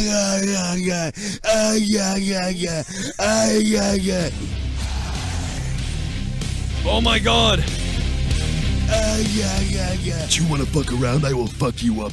I swear to God, I'll eat your dick. Worst elimination chamber match of all time. Lamest finish in the match, putting people to sleep. She put me to sleep. Wish Liv got more. Maybe they do something with Liv and Asuka not taping out. Man shrugging. Black Bolt, what's up? Worst elimination chamber match of all time. Lamest finish. Wow. Putting people to sleep. Put me to sleep. Liv got me more hard. Look at that. Black Bolt. Black Bolt, thank you for the donation, Black Bolt. Oh no, here it comes. My name is Kane and Good I'm God. donating. No, good, no, my God, it's gonna be Kane. People give Shayna shit for her slower-paced style, but you gotta remember she's 39. Even the women in their 20s aren't having 5-star matches. I actually prefer her style compared to a bunch of high spots and false finishes. Her style is like Undertaker. Movado, thanks for the 666. Yeah, I guess if you compare Shayna Baszler more to like the Undertaker, but I do see her as more of a striker MMA thing, and I'm just tired of that. I wouldn't really compare it to the Undertaker though, Movado. I guess I would. I don't know, man. Like I compare it more to, Brock Lesnar or Ronda Rousey or something like that. So I don't see the Undertaker. If they made her like maybe a little bit like the Undertaker, I suppose. I guess what you're saying, but I get some of what you're saying, but I don't know, man. Can't quite go that fully on it, but I do like her. That's the thing, is I do like her, and I didn't like her originally. I think when I first started realizing I do like Shayna Baszler was when she sold that. Remember on NXT, she got thrown into the post, and she acted like she got her shoulder separated, and then she like smashed her shoulder in, like she just fixed it. Like I thought that was awesome. Like, and then she went on the rest of the match. She's okay, man. I think Shayna Baszler is all right, and she's got a different style, so I like that. Because a lot of the women have the same sort of like roll around, flip, they clothesline, and they're so little that they don't come off right. And so Shayna's got a different style, so it's good to have different styles. I don't think a lot of women do. Even as much shit as we give Natalya kind of has her own little style. But like Liv and Alexa Bliss and Carmella and a lot of those women, they sort of have the same sort of like little girl clothesline, funny like whatever style. And I think it's important to have different styles. So, I think Asuka has a different sort of style a little bit, but I don't know. But I don't even like Becky that much, man. Becky to me has not been that good in most of her matches. Becky's had a couple of good matches, but I really think Becky has had a lot of bad matches that are just not good. People don't commit, they don't sell fully, they look like they barely connected on things, they botch. The women in NXT, though, that match with Tegan Nox was great. If the women could watch that and be like, that's what you need to be like. They had such great chemistry, and they sold. They sold like Shawn Michaels in some cases. Not fully, but close. And I don't know. What are you going to do, man? Fuck Elimination Chamber, the show sucked. In the middle of the show I saw the positive and negative comments from Tommy's channel that you read. When you read, you must smell terrible. Your parents raised a retard. I died laughing. Good God. Oh my God, I can't believe you just brought that fucking video up. Stay positive. Oh my God, dude. Oh my God. Oh my God, I made a video a long time ago for Tommy. Tommy wanted to make a video. He wanted to make a video about all the bad comments and respond to negative comments. And I said, okay, I'll make that video for you, Tommy. Let's do it. But then I said, Tommy, your channel's about positivity. So why would you want to make a video that's all negative comments? You should make the end of it be good comments. So that it goes from all the negative comments, but then into the good comments. So I made this video with Tommy. I recorded it with him. I directed it. I produced it. And then I edited the video for him and edited the music and edited the whole thing together to make it all cheesy and uplifting. And I'm reading these fucking comments. And I can't believe you just brought that video up, dude. We have to show that clip because it is just, just too fucking funny. All right. Hello, folks. I'm Tommy NC 2010. Oh so I'm going to see what some comments have effect on me, negative comments. And we'll see if we can find one positive comment and see how many negative comments are out there and how many. What... So he doesn't know what the comments are going to say. I just chose comments from his channel.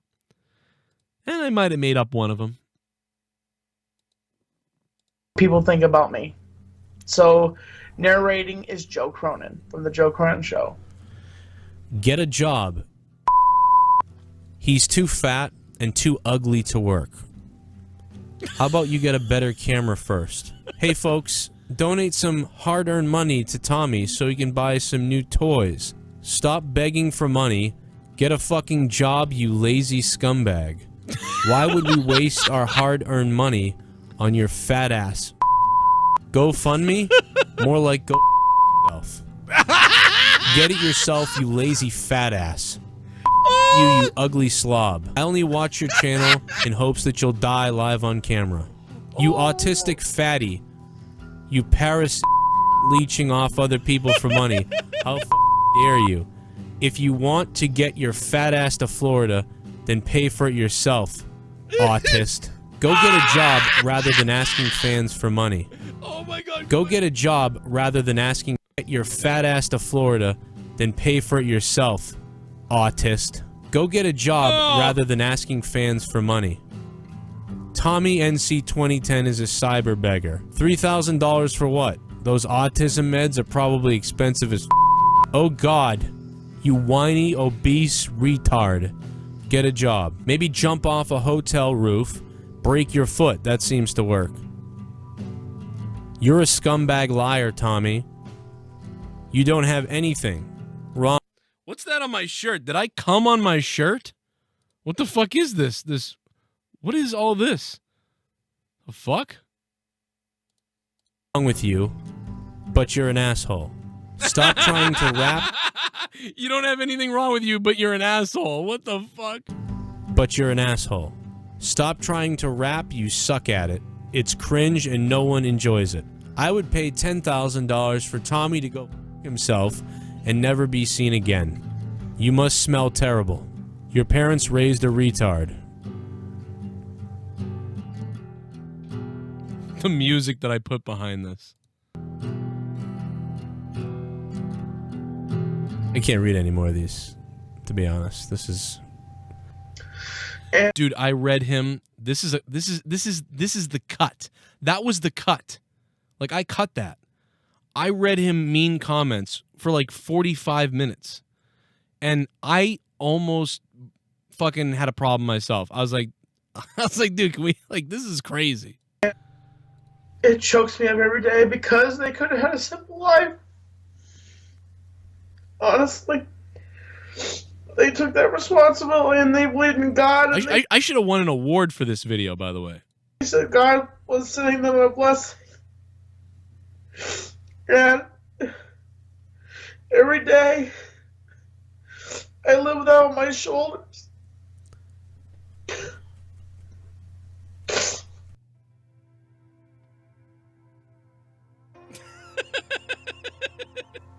Hi, Tommy. My name is Isaiah.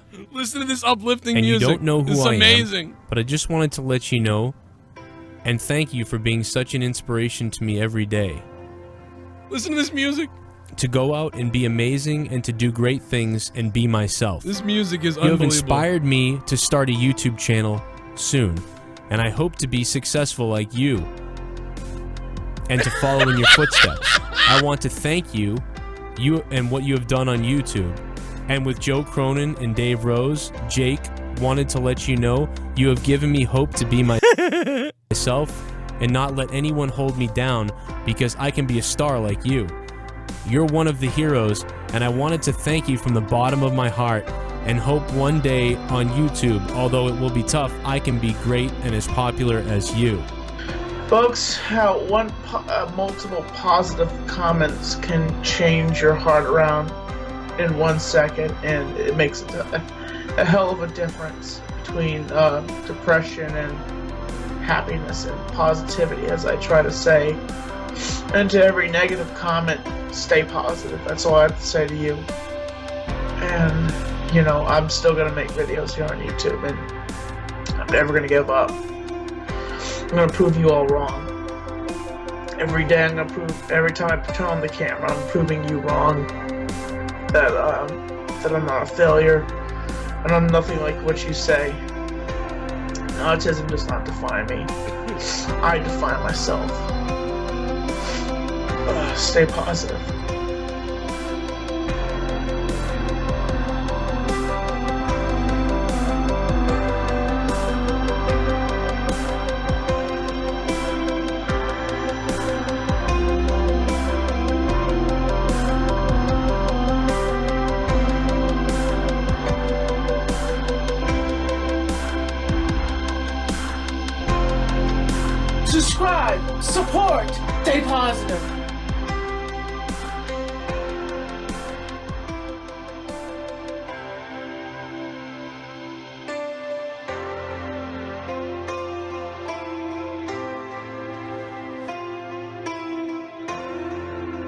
will take my award. I will take my award right now. Bring me my award. I don't know why Tommy wanted to make a video where he originally wanted to make a video where we just read negative comments and he responded to them. That was the original video. And then I said, dude, you're supposed to be positive. So read the negative one, see what happens, and then maybe we'll read positive one at the end. And he was like, okay. And then we went with that, and then we really built it up to this. Oh my God. Oh my God. But yeah, when oh my God. I'm going to pass out. I'm sorry. Back to the review. But yeah, that was 2017. It was basically the end of 2016 or the beginning of 2017. Yeah, hard to believe that was 3 years ago. In fact, that same week, I was fired from my job. I lost my job that same week. I remember that. It was a horrible week for me. He was worried about negative comments. I was like, how am I going to fucking feed my family? There's a negative for you. Super Chat Party. BD Skeleton, man, thanks for dropping the $1 in the chat, man. Much appreciated. BD Skeleton, thank you, man. Yeah, Tommy wanted and I was like, we turned it into this inspirational video for Tommy. He thought it was going to go viral because, I got his other video to get 2 million views. He thought I was going to get millions of views on that one. I said, I don't know. To be honest, I thought his other video that we worked on where he cried, I thought that video was going to get like maybe 50,000 views. And I thought that one was going to get him like maybe 20,000. But instead, the other one got him 2 million, and that one only did about 4,900. I'm surprised, though. I thought it would do better. I really did. I really thought that one would have done better. So, oh well. It did okay. Did better than his other one. Super Chat Party. Trey Creamer, thanks for the $1, man. And by the way, speaking of Tommy, me and Tommy recorded Honestly podcast just 2 days ago. If you guys missed it, it's up on Corrupted Nation. We were live on Corrupted Nation with part 1. Part 2 is that's up on the Patreon, part 2. So go check that out if you'd like. Be much appreciated. And on the phone is 702. Hello. Hello. Hey, what's going on, man? Smoke detector needs batteries. And he hangs up. I guess your phone needs batteries too, or your head or something. I don't know, man. But yeah, smoke detector needs batteries. Make sure you do that. You do not want to burn your family alive to death. Smoke detector needs batteries. That should be a new, that should be like a username. Super Chat. Super Chat. I think WWE did a good job on this PPV. 7 out of 10. 7 out of 10 from BD Skeleton. I'd probably give tonight a 5 out of 10. It was dull, but they built on some stories to get to WrestleMania, kind of. Super Chat Party. But I was just super bored tonight. Daniel Bryan's nuts exposed tonight. Oh, really? Did we see his balls? How did I miss that? I would have. Where's Bullfrog? Bullfrog was probably beaten off in the chat. Nick Grasso. Nick, thank you, man. We are going to go ahead and get calls back again once that guy's smoke detector comes back to life. 484 is on the phone. Yo, 484, what's going on, man? What's going on, Joe? I was actually at the show tonight. Now, obviously, because, like being there live, I probably liked it more than somebody liked it like on television. Yeah, I get that. You probably expected. But I thought like at least the main event chamber match. I thought that the tag team chamber match should have main evented, in my opinion, because the Baszler thing, it wasn't really bad because I think everybody in the arena knew what was going to happen. It was just kind of boring the way that they did it. Yeah, I almost think that match could have been the first match of the night instead of the last match. I think you have a point there. I think you could get away with that. I don't mind too much what they did, but yeah, I don't know. I think you're right. I think maybe it could have gone first. What did you think about the Undertaker thing? Because that's the second time I've seen him in Philly. They actually, before the match started, I never knew that they actually they had him like in a hood or whatever, and they had like 20 producers like around him, so nobody actually saw where he was, and the arena was kind of blacked out. I think it was while AJ Styles was getting interviewed, so we kind of knew that Undertaker was going to come out, but maybe it's just nostalgia for me, but just like hearing the gong and him coming out and the place like still like blew up. I thought it was like a cool moment, but I don't know how like people felt about it on TV. So I wanted to see what you thought about that. It looked good on TV. I think that was one of my favorite things of the night. I thought AJ and Black had a pretty good, decent match, and then the crowd was responding to it the best, and then Undertaker came out. So, you know, I thought that was okay. I knew he was going to kind of be there. I really thought that's what was going to happen, but, you know, that was okay. Yeah. But, yeah, being there live would be way up more awesome because you're like, I'm getting to see The Undertaker. You know, you don't really get to see him that much anymore, so, you know, that's exciting. Yeah. I get that. If you were there tonight, you were going to give this 3 or 4 points higher than other people if you were there, you know? Oh, yeah, definitely. And I also met Grimm's Toy Show and Doo-Hop there as well. Did you So hear? that was, Did you hear me just shit on him earlier?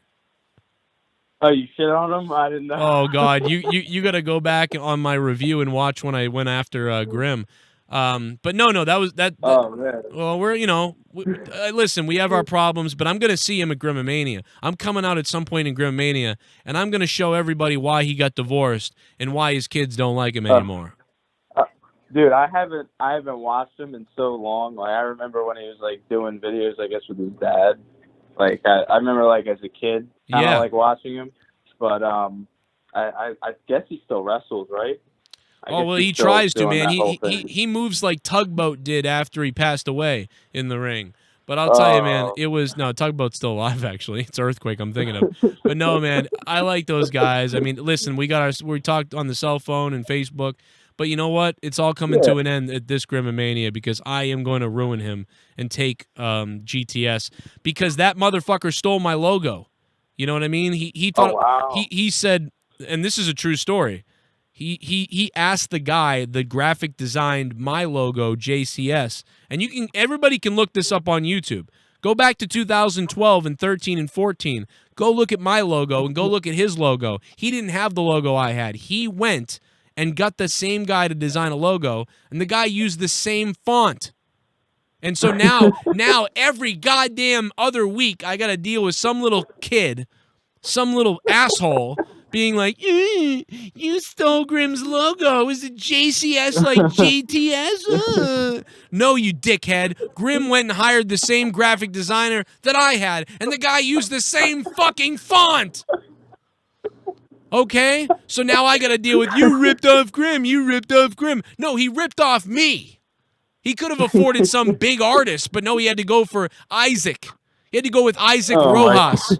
Did you really need to call Isaac Rojas? He was my little graphic design guy, my little Mexican graphic design guy. So this is a rivalry that will never end. I'm glad you had a good time at the show tonight, though, man. I appreciate it. Good shit, and you call back anytime, man. I appreciate it. Do-do-do-do-do-do-do. Do-do-do-do-do-do. I don't know why I'm doing that. I'm sorry. Now let's go back to the donations. Super chat. Super chat. What did you think of Undertaker's return, man? What did I think of Undertaker's return? I thought it was okay. I mean, he'd already returned recently, so it was kind of just like, oh, there he is again, you know? But, I mean, I liked what he did tonight. I thought it was all right. I would have, it was okay. It was all right. Thank you, Trey Creamer. Appreciate that, Trey. Super Chat Party. I'm impressed, Joe. Those worked punches on Grimm looked better than half the WWE roster's punches. Reminded me of Bret Hart punched. Josh Nelson, thank you for the donation, man. I appreciate it. Josh Nelson, $11, man. Thank you, dude. Yeah, that was definitely Bret Hart style punches. I mean, listen, I don't know why people don't punch like that. I say it all the time now. I don't know why people don't throw punches like for real punches anymore. And, you put your whole body. I used to love how Bret Hart, he would jump up and throw this punch.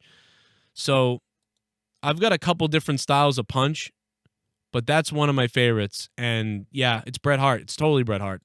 I'm glad you recognized it. That's pretty cool that you recognized it because that's what it is. I took Bret Hart's style of punch. I mean, that's what it was.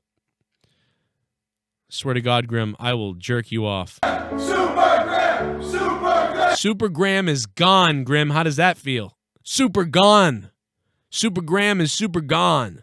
Grammy's gone. Super Graham! But for right now, we're gonna get this. Wait a minute. Wait a second. Wait a second. I demand to be in this battle royal right now. Who are you? Who are you? Who are you? Who are you? I know who I am. I'm Joe Cronin. I've got 60,000 subscribers on YouTube, and I drove all the way from the greatest city of Boston, Massachusetts, this crap hole, New Jersey town. It smells like manure out here. Right now. So we have another YouTuber up here. Trying to get on my show, trying to get attention, trying to get subscribers. 60,000 subscribers. Yeah. That's cute. We got 166. There's the bounce not on the line, but I'm in there. I want that, Grim. You're going to get this trophy. Super Graham is gone, Grim. Super Graham is gone. And so isn't your marriage.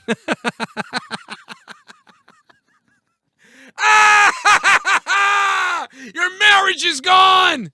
It all begins with a G, and it's going to be good at Grimomania this year, I think. I think it's going to be a good time, Grim.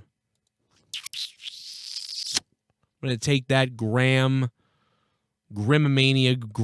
whatever the grandma fucking trophy that you have. After I win, I'm going to spike it off the pavement, and I'm going to break it into a million pieces. A little bit of the bubbly. Want some bubbly? A little bit of the bubbly. Bubbly. Vince must die. ASAP. Oh, my God. Good God. Deacon Batista. Deacon Batista, thank you for the $3. Uno, dos, tres.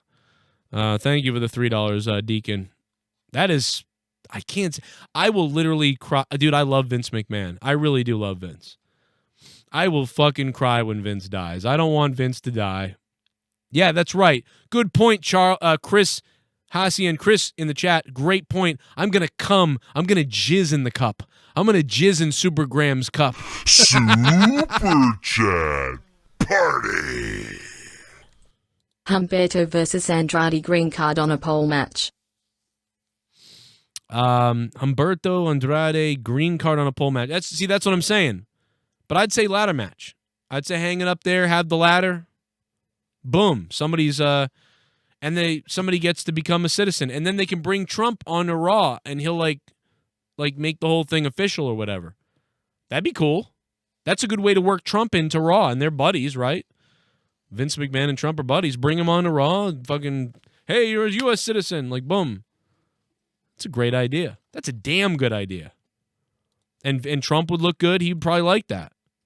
He could probably do that. Yeah, it's like I love hate Vince. I'm the same way. It's like I love him to death, but at the same time I'm like, ugh. I wish Vince would become Give me a hell yeah! Whoa. At least it seems Mania won't be on some other streaming service. They've been advertising it hard still to be on network. Did you watch FCW documentary? And I think there's still one more episode of Ruthless Aggression which has been excellent. Alexa's sweet ass, thank you for the Austin 316, I don't give a fuck. I'll say whatever I want on my podcast, and I don't give a damn. No, I didn't see it yet. I've only seen episode 1. I do have to watch the other episodes, and I do want to watch them. Oh, no, Santa!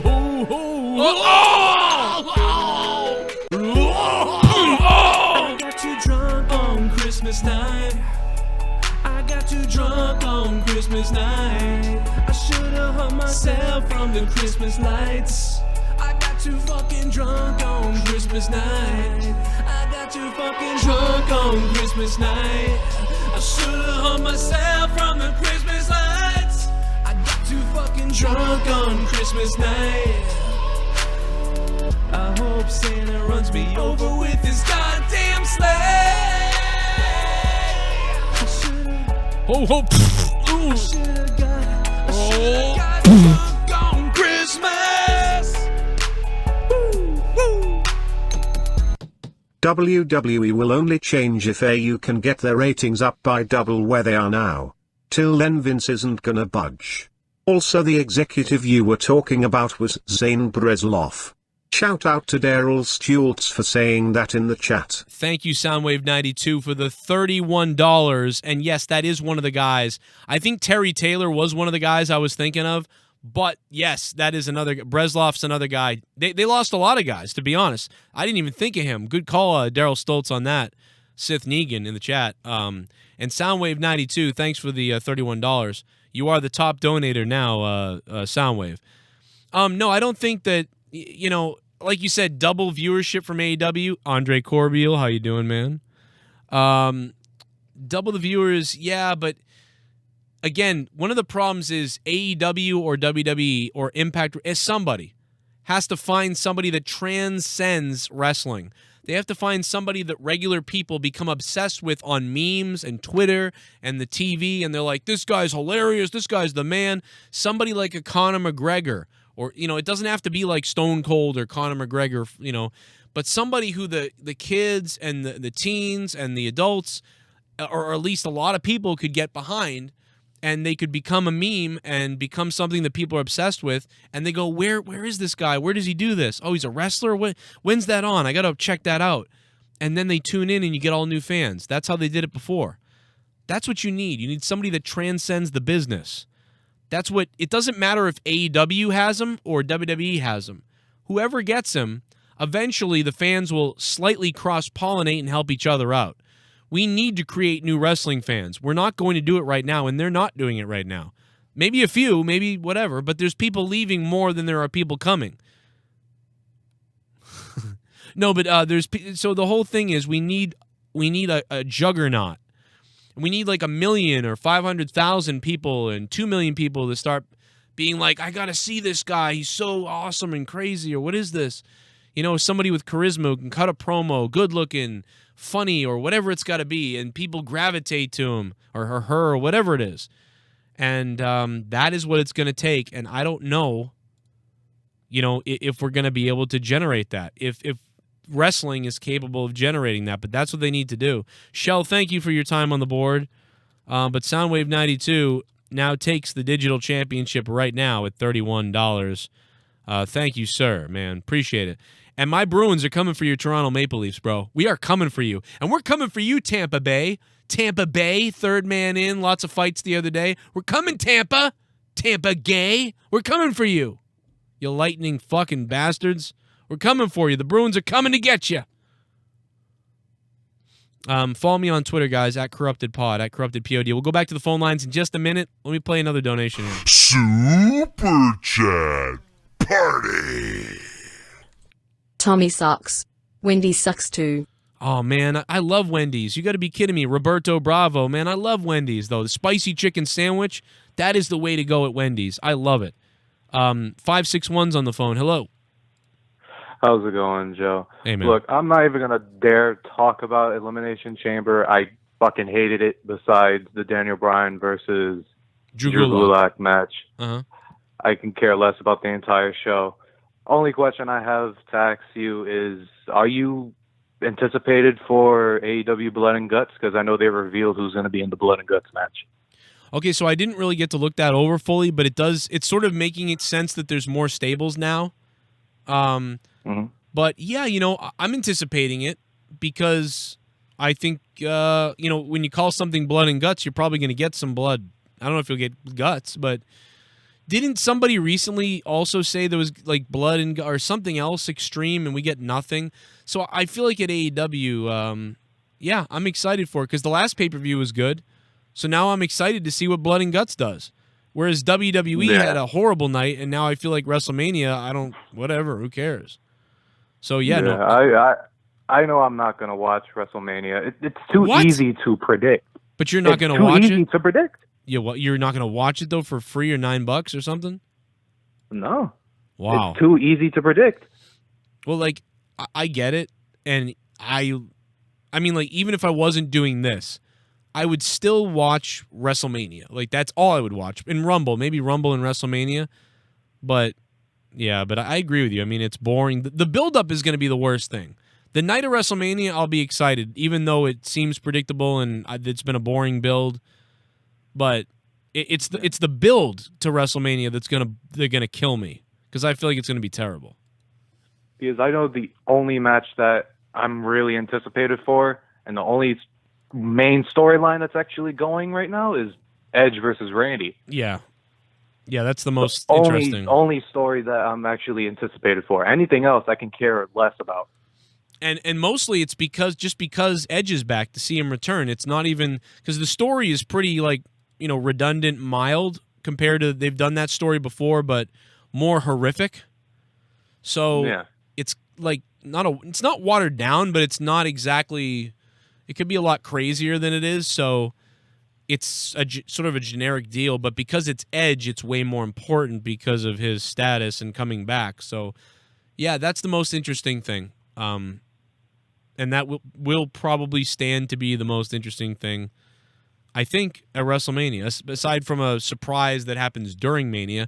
I'm also happy about, Drew getting a push and stuff like that, but yeah, I've got a little anxiety about what they're going to do with that too. It's kind of like, I like Drew, but if he wins, I'm going to say, cool, that's really cool for him.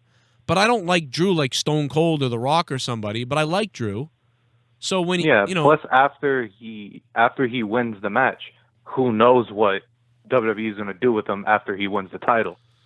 Everyone got anticipated for Kofi and Seth Rollins, and then look what that went. Yeah, it feels like the appeal of some of these guys a lot of times is the idea that they never get to win or they never get pushed enough. So then the exciting thing is watching them finally get that. But then when it's over, it's back to, okay, I'm bored again. Yeah, it's like on to the next program. Like, all right, who's next to be over again?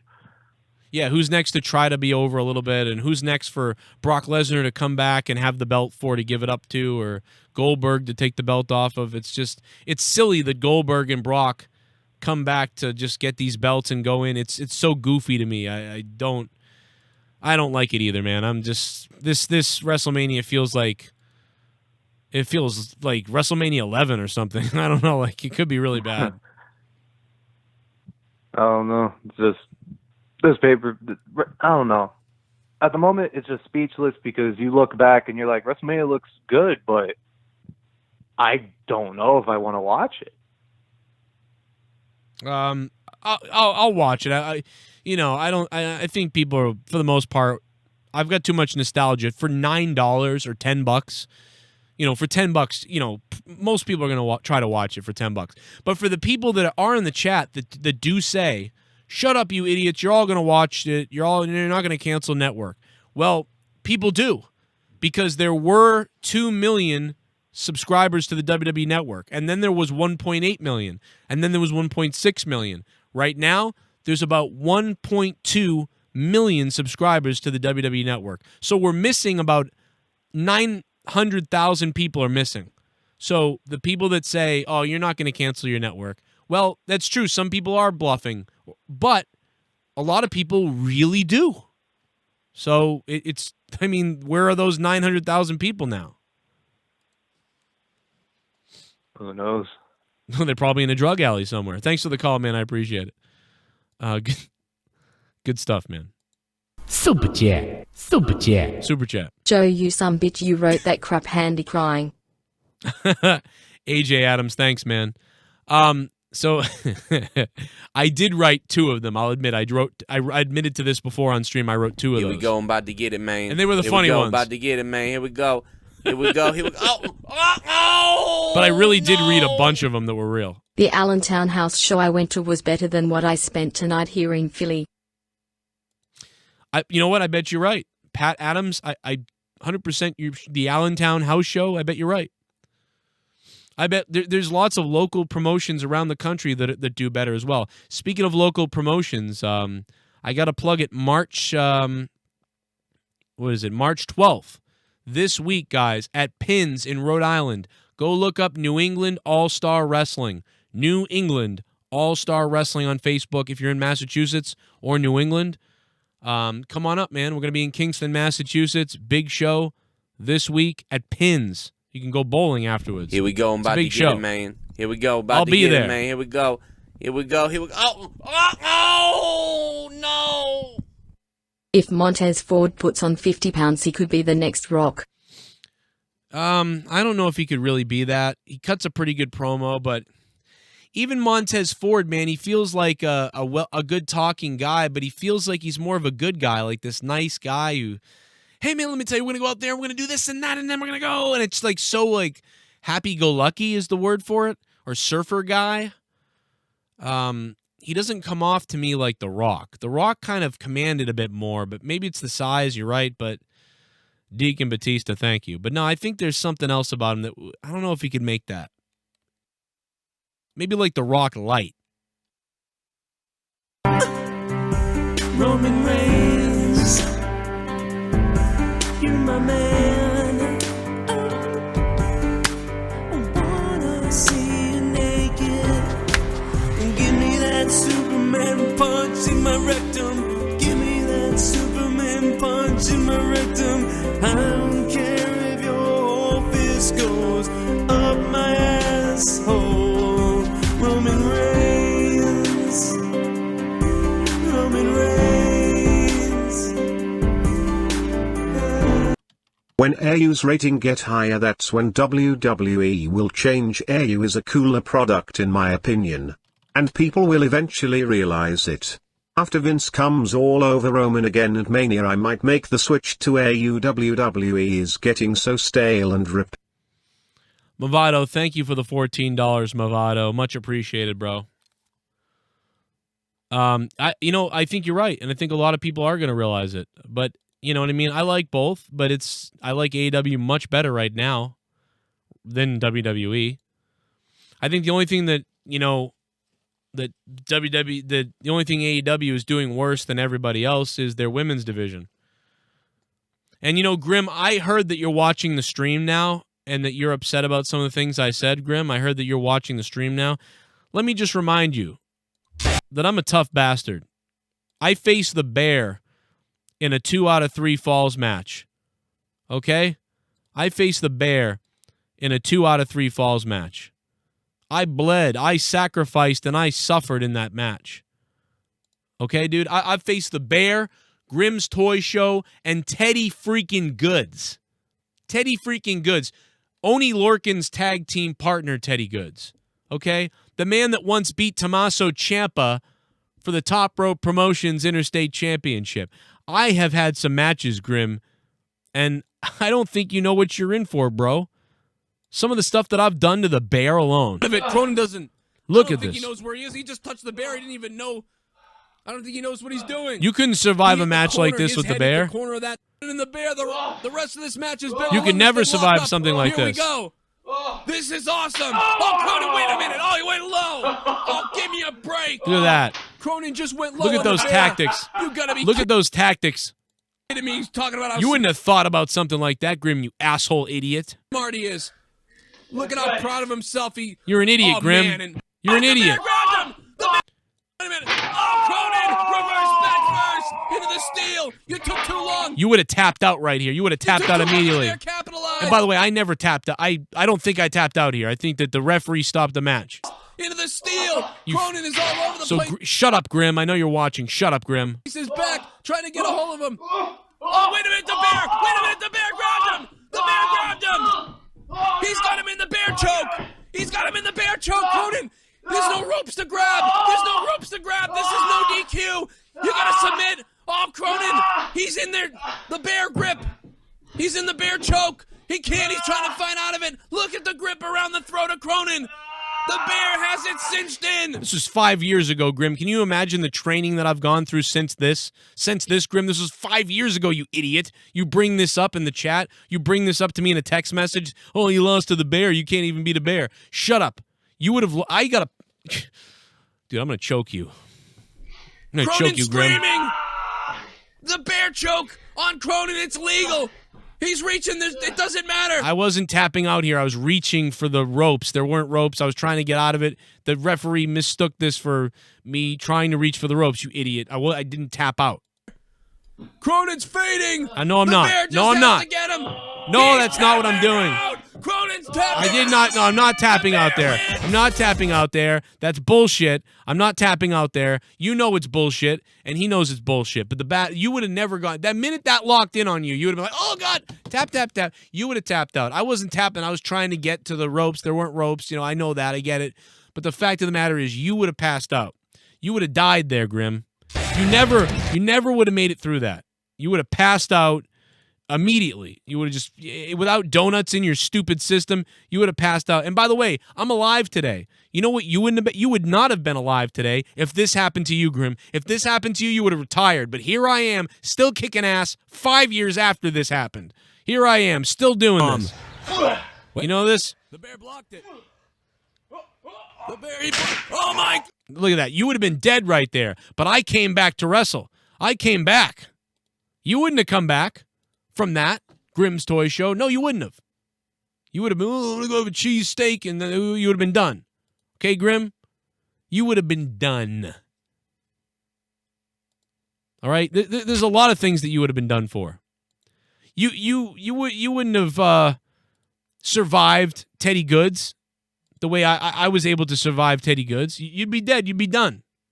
You'd be gone. You wouldn't have been able to survive this. What's he doing? Reload the corner. He's going to throw good. Look, I got back in the ring. Do you think you would have survived this? If this happened to you, Grim, would you be able to survive this? Wrestle Teddy Goods. Oh my God, he wants to wrestle Cronin. Cronin just said, what's that? Oh, look out, he tried to cheat on him. Oh, Teddy caught him with the right hand. Right there, you would have never gotten back up after a right hand like that from a world champion like Teddy Goods. Oney Lorcan's tag team partner and the man that beat Tommaso Ciampa. You would have been knocked out, but look at me, I got back up. Teddy Goods caught I'm him. like the friggin' Undertaker, Grim. Here comes Teddy. Oh, running knee to the Cronin to the outside. Right there, you would have been dead right there, but look at me. I get back up. Look at the balls on me. I get back up and into the ring, and then I jump that stupid idiot Teddy from behind. Teddy, turn around. You wouldn't have done this. You would have ran away right here. You would have ran away, but look at this. Cronin firing away Look on at me Teddy. hammering down. Look at me hammering down on Teddy's stupid head. Oh, and I poked him in the eye. You would never thought of that either. You would have never thought. You would have just kept trying to punch him. I poked him in his eyes because I'm sick, Grim. I'll do anything to win. You would have quit. You've been running away. Do-hop. Get the knife. Get the gun. Poke Teddy Goods right in the eye. You wouldn't have been able to set up a chair like this. I gotta tell you, I've seen Teddy Goods you would have messed it up. With all over the place. Look out, Cronin just set up that steel You chair never in would the have been able to corner. do any of this stuff. He set up that steel chair in the corner. Now That's what I'm going to do to you, Grim. Teddy Goods At Grimomania, Grim, that's what I'm going to do to you. eyes across the ropes. A couple of shots again. Another huge one to the back. Now Cronin set up Goods. What's he doing? Reload the corner. He's going to throw Goods in the chair. Look out. A reversal. Goods. Oh, Cronin into the chair instead. Cronin down. Look at that. You would have passed out there as well. You would have hit your head off that chair and you would have died right there. But guess what? Joe Cronin gets up again. Cronin back up. Look out. Super kick to the... And that's all we need to see about that. That's all we need. The bottom line is I keep going. I keep coming. I keep coming and coming and coming. You just fall over and die. That's what you do. Fall over and die, you slab of shit. 865, hello. Hey, hello, 865. You're on the Joe Cronin Show. We're talking about Elimination Chamber 2020. Sean Harrington, yeah, that was filmed at the lockup. What's up, Sean? How you doing, man? Yeah, we filmed that at the lockup in Fall River, Mass. Yeah, of course. Rest in peace to Nick Steele, by the way, man. That's still fucking me up, dude. That guy was a friend to me, and I am still fucked up over that guy, man. Look up his GoFundMe if you can. I put the thing in the chat, and he's got little kids, and that I'm not going to talk about it anymore. I'll fucking freak out on myself. Last 5 years have been a ride, man. But yeah, I think we nailed all the matches. I think we talked about just about everything tonight.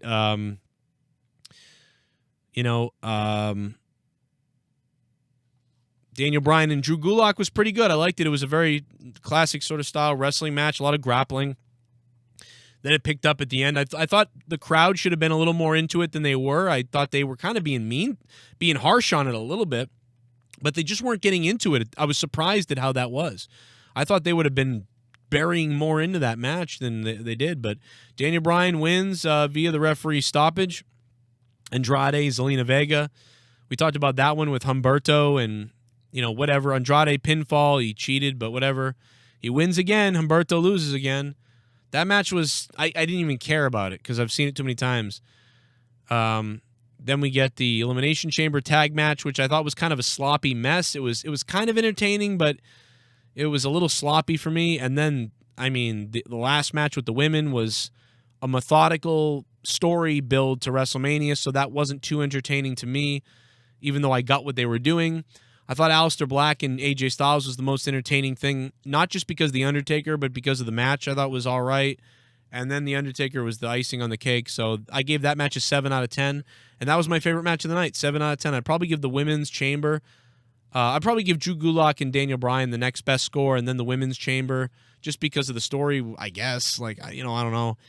But I thought the placement of it was wrong. I thought that should have been placed in the first match. Should have been the women's elimination chamber. I thought that would have been better, but that's me.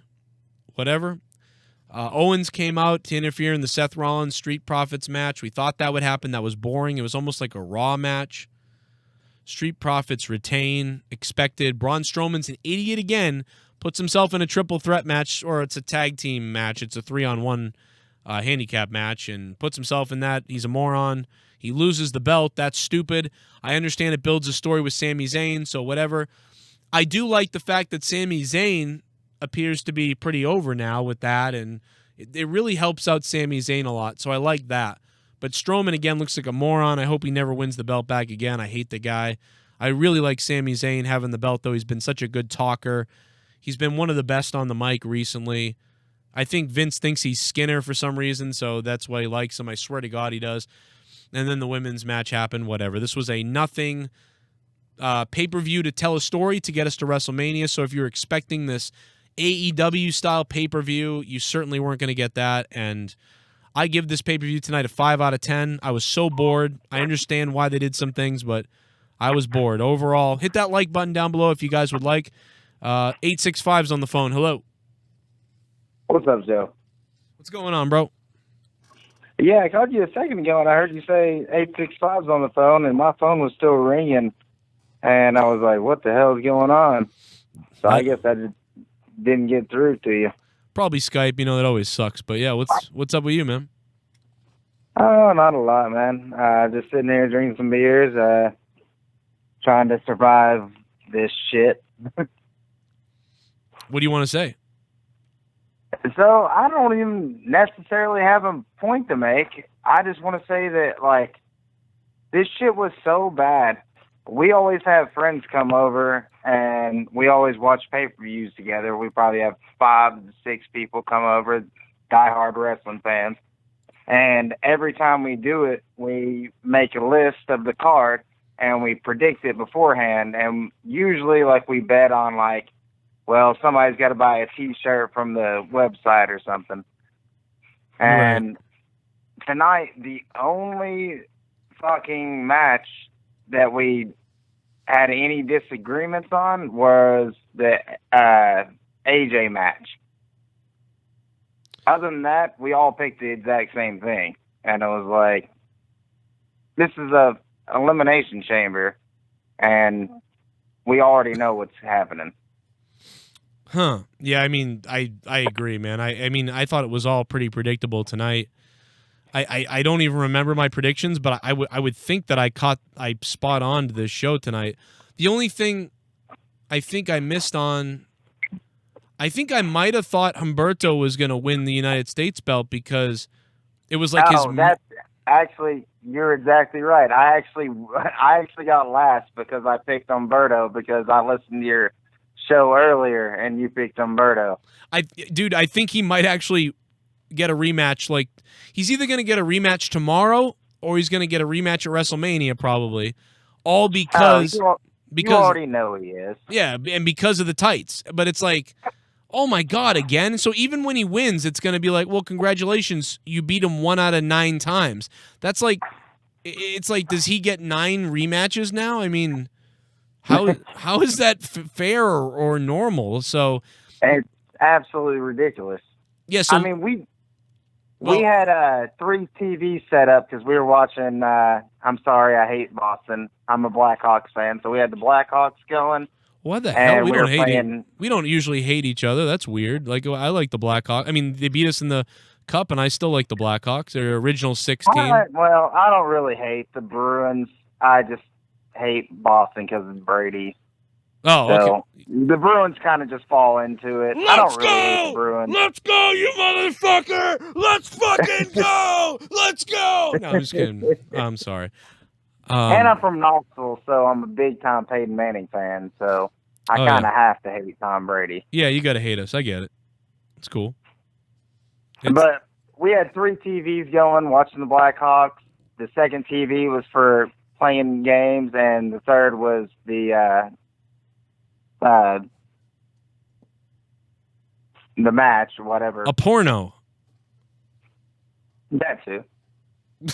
But we ended up just playing fucking NHL and FIFA all night and just listening to the whole thing. That's how bad it was. We weren't actually watching. We were playing NHL and FIFA.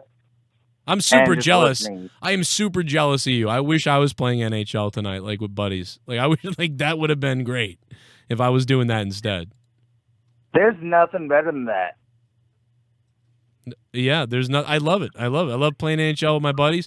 NHL or Halo or fucking whatever. FIFA's fun though. Yeah, football, Madden, FIFA, whatever. It's all good, man. I remember that I used to have 2 TVs always set up so I could play video games here while chatting with my buddies and watching the shit on the right TV. So I remember those. Well, I still do that now, but I mean, I know what you're saying. But 3 TVs, you're really going to the next level with 3 TVs. Well, I had to move one into the living room out of my bedroom, but it's a bachelor pad, bro. That's the balls, you gotta dude. do what you gotta do. Yeah, dude. That's what you do. That's what I did. That's the balls. I you know, it really is fun, and I'm glad you had fun, bro. Good call. Thank you for that insight. A little bit of the bubbly. Yeah. Want some bubbly? A little bit of the bubbly. Joe is a better seller than Ziggler. Oh, wow. Ziggler's pretty good at selling, so I'll take that as a big compliment. Dude, I've always enjoyed selling. I mean, dude, I don't know, man. Like, I wanted to be a wrestler. And then at some point, you know, the 2 things that I loved, I wanted to be a wrestler, I wanted to be a musician, and I wanted to be a commentator or a radio host or a comedian, you know, all those things. You know what I mean? I was 18 years old, and I was like, I kind of want to be a comedian. I kind of want to be a radio host. I kind of want to be a wrestler. I kind of want to be a sports announcer. And so those are the things that always floated through my mind, or director, movie maker, something like that. All those things were always churning through my mind. And honestly, I think I utilize all of them nowadays. I utilize the music stuff with some of the stuff I do here. I utilize the announcing, the radio. So all the things that sometimes I think that, like, you know, I didn't really make it in anything, so that sucks. Like, maybe I suck. But in a way, I sort of made it a little bit in everything, if that makes any sense. So it's like I announce wrestling for small companies. I got tryouts with the WWE. You know, I got to announce some college hockey games. I get to do this show on my own on YouTube, which is like being on the radio like I wanted. Or like in like little acting in movies or comedy, and we get to do kind of comedy here. I say some crazy shit, but it's comedy. It's supposed to be funny. I don't really mean almost anything, you know, I say when it's a joke like that. I get to do spots and sometimes at shows and wrestle people still, and so I kind of get to be a wrestler a little bit. So it's like I kind of got to do all these things that I grew up wanting to do. I thought that I would be more at a higher level with all of them, but instead I miniaturely incorporate all of them. So that's kind of cool. Like, I'm really lucky. Like, I think that sometimes I think, oh, I didn't make it. I'll never be a sports commentator. I'll never be a radio host, or I'll never be these things. But it's like I am. Like, Patreon, we have 370 patrons now. You know, that's my own paywall, and, you know, you guys are nice enough to be patrons on there and get all my bonus content and listen to all the shows and listen to all the things we do. So, dude, I appreciate the selling comment, because I always wanted to be someone who wrestled and sold and fucking could make people go, holy shit, what was that? And that was crazy. And I don't know. I don't know why it took so long to self-loathe about that comment, but or whatever the fuck I just did. But yeah, man, I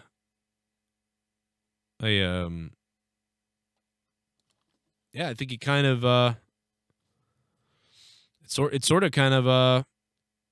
of came true. You know? Let's go back to the donate. I've been looking for the donation button for like 3 minutes rambling on while I look for the donation button. Here it is.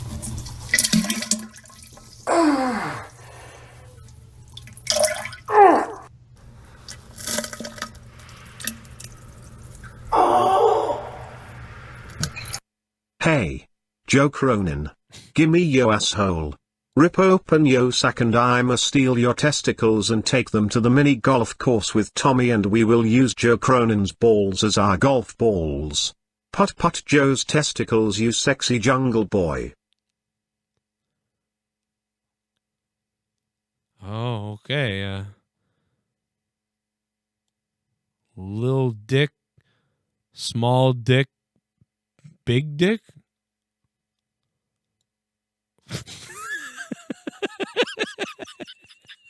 Soundwave92 is the top donator with $31. Thank you, Soundwave. Jesus. Oh. Super chat. Good God. Party. Elimination Chamber sucked. Elimination Chamber sucked. Roberto Bravo, thank you, man. I think a lot of people feel that way. I think a lot of people are giving it a 2, a 3, a 4, or whatever. I will give it a 5 because they tried to progress storylines to WrestleMania, I guess, right? So, okay, I get that. But I'm not going to go any higher because I was bored by it. I thought the match placement didn't work out. I thought the tag match didn't deliver as much as I thought it would. I thought half of it was terrible and half of it was pretty good. I thought other things were okay. I just was really bored by the whole thing. So if somebody thought this was a 7 out of 10, I can get what you're saying, but I just can't get on board. I can't do it. I can't do it. But, people saying it's a 1 or a 2, I don't agree with that. Maybe a 3 or 4, I could get on board with that because it was just so boring and whatever, it was predictable, just ugh. So I'll give it a 5 out of 10. They're lucky I'm giving it that as far as I'm concerned. It is what it is. Mulligan for this. What's going to happen at Mania? We'll see. I'm going to go back and watch my previous reviews from years past to see what I was giving the other Manias because I don't remember now. And I'm going to go back and try to watch the other Manias and watch some of the build-up and try to compare what's been going on recently in the since I started the Joe Cronin show, really, and, get into that. But I don't know. 339-226-6610 if you want to call up and say something. Bring it on, right, Tommy? Everybody just kept pounding it in there. Jesus. Good God. Take it easy, man. Come on. Let's relax a little bit here. Come on. Let's not go full crazy. But God, was the Elimination Chamber just a bore fest. Just a goddamn bore fest was the Elimination Chamber. Made me sad. Made my soul sad. Made my heart and soul sad tonight. That's how bored I was, and I can't escape it. Thank you for the donation, Roberto. Hey, Joe. Hey, what's up, man? Hey, I'm back. Sorry for early. I was just running because something was going on. It's me, Carlos. Oh, yeah, man. I know. Yeah, you were running a little bit earlier. Yeah, what's up? What did we not hear? I know there's probably something else you wanted to say from earlier. I just want to say that the elimination chamber overall, I agree, it was a 5. Some of the card matches were like like I love the spots in the males elimination in the tag elimination. Like kudos to everyone, especially Lince Dorado and Otis, and also can the two of us agree that the biggest plot twist is Sami Zayn being Intercontinental Champion? Can everyone in the chat and everyone hearing this, can we all agree that they did good to Sami Zayn tonight? Oh, that they did good for Sami? Yeah, I think for Sami this is great. I think for Braun, he's just more of the same garbage. But I think for Sami Zayn, this is really good news, you know? Yeah. Also, if I remember correctly, because sometimes, WWE likes to do a little bit of long-term booking, if I recall correctly, Sami and Braun had a little bit of an altercation like a while ago. Like, they had history. So I was like, oh, God. So now I see what they did at the same time. But I was really happy. I did not expect it. In my picks, I put Braun because I was like, probably they're going to try to dominate. Nope. Sami won. I literally screamed. Like, I screamed really hard that some people came to check on me because I was like, I didn't expect it. I'm still happy for Sami Zayn, for the women's match. I was like, dear heavens, Shayna Baszler came and destroyed. I feel bad for Natty and Liv, especially after that, the spot where Shayna rams her on the chamber. Oh yeah, that was pretty good. That was horrific. Mm-hmm. That shit was horrific. Aside of that, before leaving, I'm just gonna say, like, good match tonight. I agree with you, 5 out of 10. But overall, it got me hyped up for Mania, man. Have a good night, Joe. Hey, no problem, Carlos. I appreciate it. Good shit. Good insight from being there. Carlos, thank you so much, bro. Thank you for the support too. And I also got to give Patron credit real quick. Got to pay the bills here and go ahead and say thank you to the $25 patrons.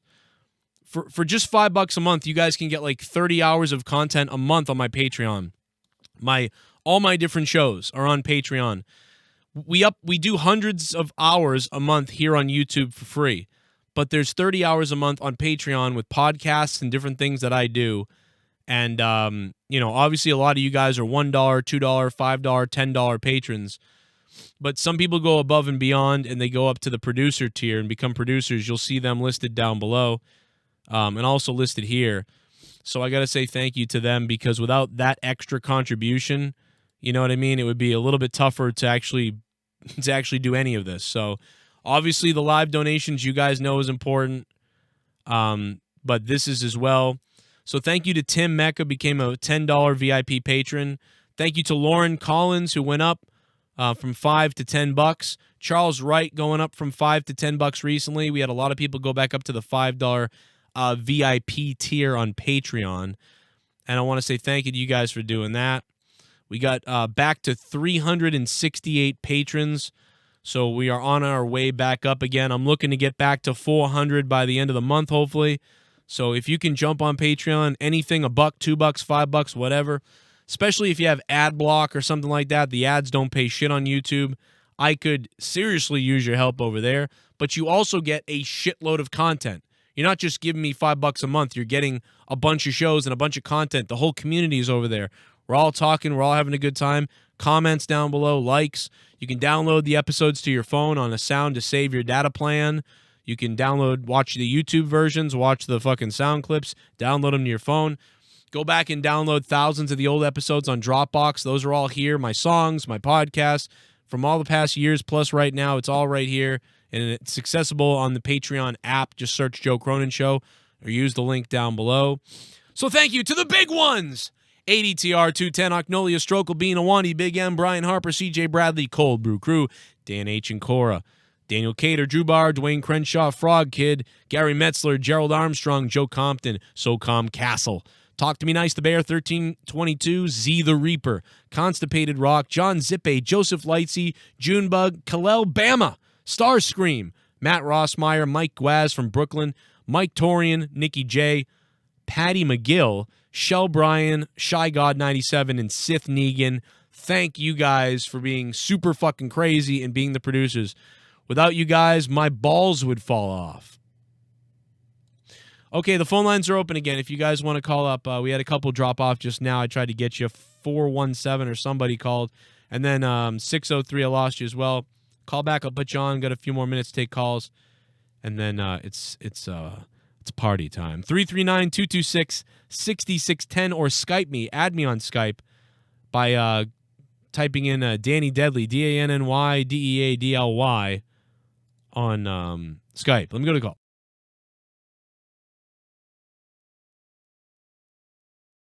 Hey, what's up, brother? How you doing, man? No, show wasn't that good, but I agree with you. It was like a 5 out of 10. But Massive. I looked at most of the reviews. Where's G? It was just a massive bore fest, you know, caller. Yeah. Speaking of massive, it would be. I have an idea for a match. It could be a massive horror fest, and we could have Drew's wife locked in there with 10 black guys. Oh no! What? What? Oh fuck no! Come on, man! Drew's wife and a massive black dick. God, no! 414's on the phone. Up? Hello. What's up? Hey, what's up, man? How did you feel about the show? What was that? How did you feel about the show? Oh boy. Oh my God. C4 has been successfully activated. Bomb detonation countdown successfully started.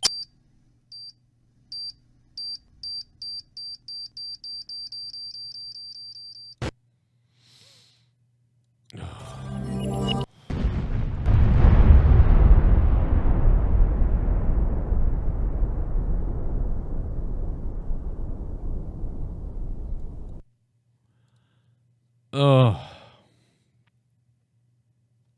Mr. Miami, thank you, sir. I hope your Dolphins do well. I think the Patriots don't have much longer to go, so it's time for the Dolphins and the Bills to finally rise up and be good again. After 20 years of just being the Patriots' bitch and everybody else's, it's time for you guys to finally rise up again. And then I'll go back to my early childhood of the Patriots sucking. I think finally it will work out for you guys. The worst thing ever is to call up and say, what did you think of it? After I've been sitting here reviewing it for 2 hours. 11:12. For 2.5 hours, I have sat here and told you what I thought about this show. It is now your turn to tell me why you're calling and what you think about the show. When you have a point, call up. You know what I mean? And you'll be good. I think since that guy praised my selling, that we should go out with my old backyard wrestling videos of me selling like an idiot. So I bid you all adieu as I go to work on a little thing for Patreon. It's going to be up on Patreon tomorrow. Don't forget that Tommy NC and me, episode 14, part 1 and 2, is up on Patreon right now of Honestly Podcast. Me and my wife's podcast just went up a couple days ago for episode 15 of Till Death Do Us podcast. Me and my wife, Leah, we got in a little fight. It's not a big fight, but we got in a little fight.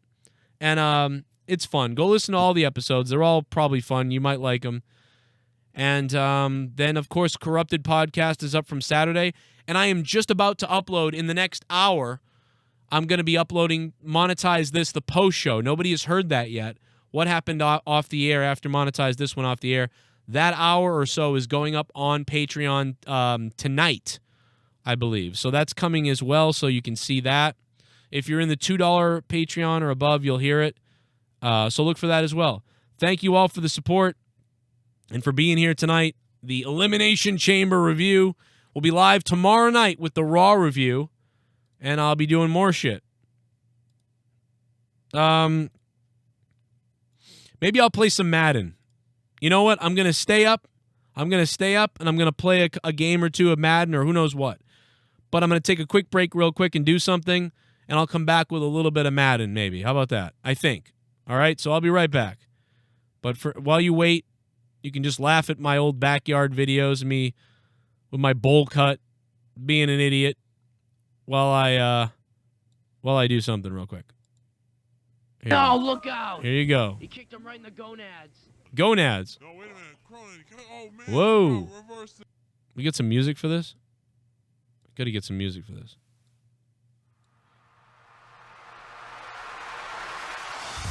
I'll be right back in a minute. And we'll play a game or two of Madden. Look at that drop kick. Look at the suplex. Boom.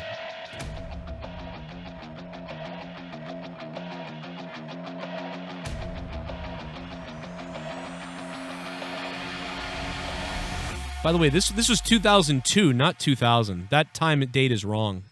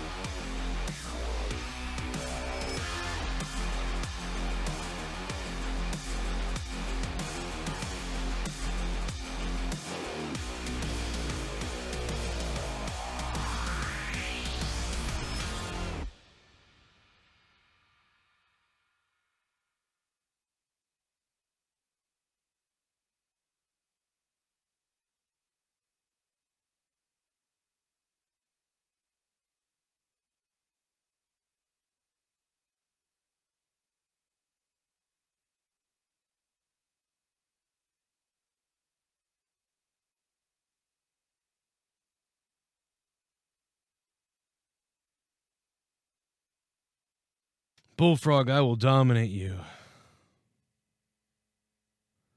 Bullfrog, I will dominate you. La, la, la, la, la.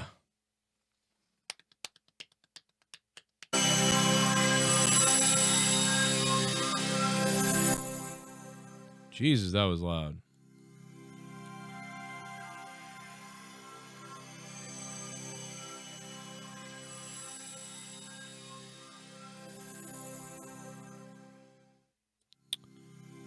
Sounds like the kind of sounds like when PlayStation would start up back in the day. Sounds like the start of PlayStation. Is my PlayStation starting up right now? What the hell's going on? It's old school PlayStation. Swear to God, it sounds like that. Let me make this a little smaller. I'm a little too big.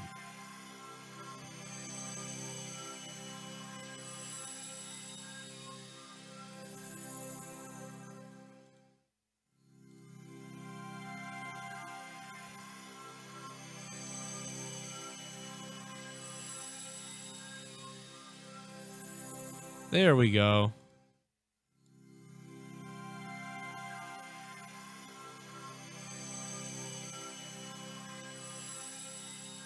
There we go. Is there a donation that came in? My bad. Do a little basketball dance off the concrete. I mean, I'm just so sick of you little meth head devil worshippers. Let's go. I'll be honest, I'd like to take a big bite out of your face. Joe, you're such a sexy boy. I'm just a sexy boy. I'm not your boy toy. I'm just a sexy boy. I make 'em hot. I make 'em shiver. Their knees get weak whenever I'm around. James Messner. Thank you, James. James, thanks for the $10. And listen, I told, just like I said to Bullfrog, I'm DTF for all the guys out there. Now, I'm married to a woman, but you know what I mean? Fuck it. I'll go there. I'll go there with you. I'm down with the gay guys too, man. It's all cool. It's all good to me. I like it. Let's go. I'm open, man. I'm open-minded. Big time open-minded. Woo!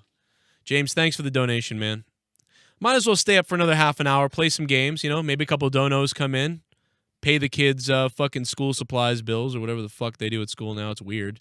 Got to pay for pencils every month. It's bizarre. Yeah, what the hell? Let's stay up a little bit. Maybe something funny will happen. Who knows? Play a couple games. I'll play a couple games. You got me. You got me. Moss Blaze. Moss Blaze. What's up? What's up, Moss Blaze? Oh, by the way, guys, if you want to become members down below and join, try that up. You get icons and all kinds of weird shit like Muhammad Abdel. And if you stay a member, join for like, I think like 9 months in a row or something like that. It's like $3 a month, and it's like you'll eventually get a Leah badge and a fucking Tommy badge. It'll be crazy. If you want to go crazy, feel free to do it.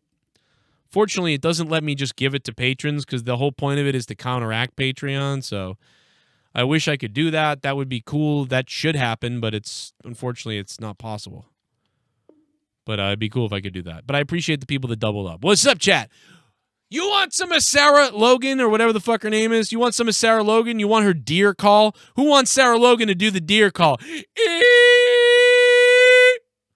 Or whatever the fuck she did. What the fuck? Dude, 1 second she's a Viking, then she's a hillbilly, then she's a safari bitch, and now she's a fucking deer. You ever hear a deer when they make noise? They're like, that's like what a deer does. It's the fucking creepiest sound ever. You see a deer in the road, you're about to hit it, they look at you and they go, and you're like, what the fuck? No, it sounds like a fucking weasel being raped or something. It's weird. Brandon Gaudin and Charles Davis. Where am I living? Where am I living? Where am I living? Right now. Nothing like a PPV review with Joe. Wrestling and gay sex solicitation in the chat. Please Joe, I gotta hear you say butt pumping but as Jeremy Irons. Thanks. Hello, Shell. I am Here's really... the former Saint and Viking Morton Anderson to get this one started. And here we go. We're underway. Let me turn my volume down a little bit. Oh! Shell alone. I really want.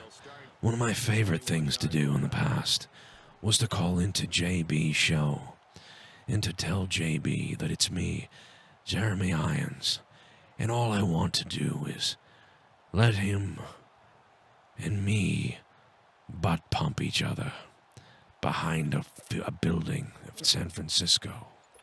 That's what I've always wanted to do.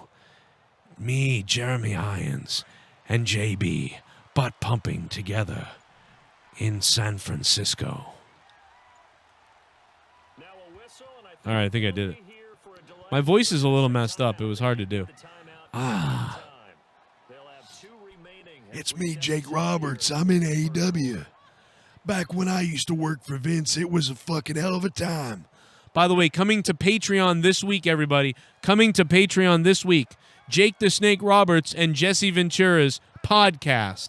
They talk about old times in the WWF. It's coming to Patreon. They're going to talk about everything. What I want to know, Jake, is I work for Vince McMahon just like you work for Vince McMahon, but I didn't do half the things that you did. I went to the locker room and I took care of business. If Vince McMahon wanted me to do something dumb, I wouldn't have done it. Seems like you've done everything. I did, and it's my own fault. Half the time, Vince was fucking with me. He would say, "Oh, I dare you to go do crystal meth and put your dick on the stripper's foot." And then I'd do it. I'd put my dick on the stripper's foot, and then he'd have to find me because I'd get arrested in somewhere in Fort Lauderdale. Well, that's what I'm saying. Vince McMahon told me to do a lot of things too, Jake. I didn't do them, but you did. But I made for a hell of a story in the locker room later. But nobody could believe that you would do it. Even Vince McMahon would be making fun of you. I couldn't help it. I was on drugs. Do you know how many times I fornicated with the snake? I mean, what the fuck is wrong with me? Wait a second. Are you telling me that you actually made love to a snake? How is that even possible? I would drug up the snake, and it would get all limp, and they'd declawed or detooth the thing so it didn't have teeth. So when the snake was sleeping, because I gave the thing a whole fucking 8-ball, and then the thing would just be sleeping, and I would slurp it up and down on my snake. And oh my God. Cocksucker, suck the cock. I'm allowed to talk forever. Oh my I'm God. your fucking dick. I'm not allowed to talk as long as everybody else. Fuck you, fucking cocksucker. Suck your own dick tonight, dick. Do a little sex line for me. You choose the voice and where you go. I need a laugh. I'm honestly really depressed and you are helping a lot, Joe. I don't have much money but probably deserve it more than me. Oh my God, I don't. James, man, you didn't need to do that then, man. If you're going through some stuff, bro. All right, I'll try to do a sex line for you, man. I don't know if I have the money on my credit card, to be honest, but I'll try to do it tonight. If I can't get it done tonight because I don't have the money on my credit card, I will do it for you this week, if not monetize this. But I will try tonight to give you the sex line now. I am going to try right now to give you the sex line in a minute, James. James, I hope you're all right, man. Stick in there and, try to save the rest of your money now, If I could I can't even refund you on fucking Super Chats. They don't let me do that. It's impossible. But, man, thank you for the $50, James. What the fuck? James is going to go to the top shelf, man.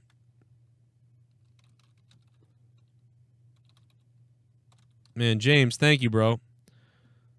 But shit, man, yeah, you need to maybe save that shit. Oh, shit, I got to fucking make a play. Oh, man, I got to make a play. Come on. Oh, shit, man. I'm going to have to waste the timeout again. I don't have to waste the timeout. I'm wasting timeouts because I'm paying attention to other shit. James, thank you, man, for the $50. I'll try to make that happen tonight. Maybe I'll call as Jesse Ventura or Jake the Snake. That'd be funny. Top guy is James Messner. James, thank you, bro. But yeah, man, whatever it is you're going through, just remember, bro, that I went through some crazy bad times. 2 years I wanted to die. I was drinking like a moron. I thought my life was over. I couldn't deal with it. I was an idiot. I was a fucking moron. And eventually things changed for me, eventually. And even when things changed, life still wasn't very good. It wasn't, I was overdrafting every week in my bank. I had nothing. It was bad, I lived at my mom's house for all that time. We could never get money to save for an apartment or to rent a house or to rent a place. or anything like that. So just remember that, dude, it can turn around, and when life turns around eventually, if it does, and it usually does eventually, whether it takes 5 years, 10 years, or 15 years, at some point, life just turns around, and then it's like, goddamn, good thing I'm so glad I'm here to have seen this, because I thought things were over for me, you know what I mean? So it would suck if you missed out on the best part of your life because you gave up during the worst part of your life. So suffer through the worst part of your life so you can get to the best part of your life. You know what I mean? For real. Thank you, though, man. And when I was really depressed, I gave $300 to a band that needed money for a tour van, and they toured because of it. And I donated to them because I liked them and I wanted to see them, and I did see them. And that made me feel good to do that. So I get what you're saying about that. But also, you know, you don't have to do that. You know, $5 would be cool. That'd been good. But that was badass. James is the top donator of the stream. And James, I'm ready to suck off a Muppet for you, okay, at the drop of a dime. Moss Blaze, he was broken a year ago. Now he feels amazing. There you go, man. And it sucks now. You're going to be like, I don't believe it's ever going to happen for me. Fuck. You know what I mean? But it might. And the idea that it might, you will rob yourself of what could be, you know? Feel bad for yourself a little bit, you know? Live in the, you know, absorb the depression a little bit and do some self-loathing and reflecting, but then get up and fucking try something. Try different things and new things that you never did before. Take chances. You're going to fail, but failure is amazing. I failed so much in my life, it's almost unbelievable. I got a GED. My first girlfriend lost our kid, our baby. And then after she lost our kid and the pregnancy, she left me. And then she left me, and then I was broken, and then I was drinking, and I hated myself, and I hated everything, and I hated life. And I wasn't making it. I left college. You know, I didn't get the job at WWE. I didn't get the job at the radio station. I didn't get the job at the play-by-play jobs. I couldn't get back into college that I wanted to get into. I had no money. I was negative in the bank every week. My car fucking blew up that I'd paid for and paid off. Just thing after thing after thing after thing. And then in 2009, I had a kid. And I met Leah in 2007. And all kinds of things started changing finally and changing. But we were stuck in a house. And every job I had, I got laid off, or they went out of business, or they had to lay me off for some reason. I've been working since I was 14 to 16 years old. I started working then. I worked regular jobs, busted my ass overnight, double jobs, triple jobs, partied too much, drank too much, got alcohol poisoning, did some stupid shit, and here I am. People were bullied in school. I was bullied at some point. I fought their asses and fixed it. People to this day are shitting on me, like, constantly. Whatever. You just gotta fucking bust through it all. I was negative in the bank every goddamn week for like fucking 15 years almost. Because I was an idiot. I owe the IRS $20-something thousand right now. but you know what? Fuck it. Let's go, motherfucker.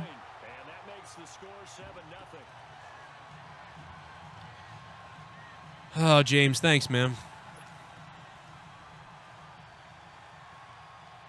I make mistakes now like you wouldn't believe. Look at what happens, man. Look at the people that don't like me, that hate me, or that leave, or that can't deal with me anymore. I am still a fucked up person. I am clearly a messed up person, bro. And there's, you know what I mean? I'm never going to be right, you know what I mean, for the most part. All you can do is recognize it, that there's something wrong with you, and try to be better. I'm trying to be better every time. I keep making the same mistake in a different way, but I try to be better. Trying to be better.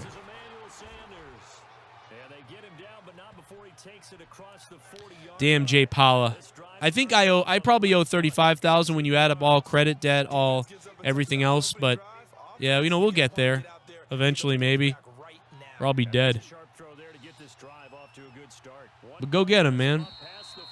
I used to think, dude, about that robbing a bank. I used to think, like, man, fuck, what am I going to do? You know, and then I was like, I wouldn't do that, but I thought you think about weird stuff like that. Like, you start to float things in your head like, maybe I got to do, I don't know, like I'm desperate for, I don't know what to do, you know? And I never did any of that stuff, but, you know, weird things float in your head when you're desperate and sad and poor and lonely. And you got to remember that there are people out there that will be your friend. There are people out there that will hang out with you if you look the right places and you find the right people. And you do something different. You don't do the same thing every single day. You keep doing it, you're going to get the same result. That old saying about being crazy, doing the same thing over and over again, expecting the different result. That's the biggest difference you can do.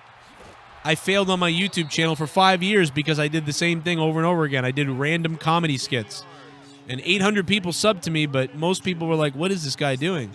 And then I decided to focus on wrestling and reviews and doing a radio-style show, and guess what? It changed everything. But I didn't change for like 5 years. I wasted 5 years trying to do the same thing over and over again because I was just on here for fun. You know, I was on here for fun, but once I started getting serious, something worked. I failed a million times. Failure is the greatest thing in the world because then you go, okay, that didn't work. Let's try something else. But when you're in a depressive mind state and you're in a bad mindset and you're in a bad mind state of mind, when you fail, instead of being like, all right, how can I fucking learn from that? How can I fix that next time? Instead of that, you go, oh, I suck. I suck at what I do, man. I'm just suck at everything. Why even bother anymore? I really suck at everything. Fuck that. That's the worst thing. Instead, you should be like, oh, I'm glad I failed because that didn't work. Let's try the next thing now. I've seen people on YouTube become successful because they changed. I've seen a guy fail for like 8 months straight, and I've watched his channel, and I've been like, wow, that guy, he never gets it. He keeps doing the same thing, and it always fails. He never gets views. And then one day I see him change something, and I go, oh, shit, that's not bad. He changed his thumbnail. He did this. And then all of a sudden he's getting views and stuff, and I'm like, oh, he's going to do better. And then he does. Ryback's a good example of that. Ryback's channel was shit for 2 years. Ryback's channel was shit for 2 years. And then all of a sudden, boom, he changed things. He completely changed how he did things. And then he was the same Ryback, the same guy. He's an idiot asshole, but still, he's the same guy. Now people love the fucking guy's channel. Because he changed how he did things a little bit. And it was a smart change because he was doing the same thing for 2 years, getting 30 views and 200 views.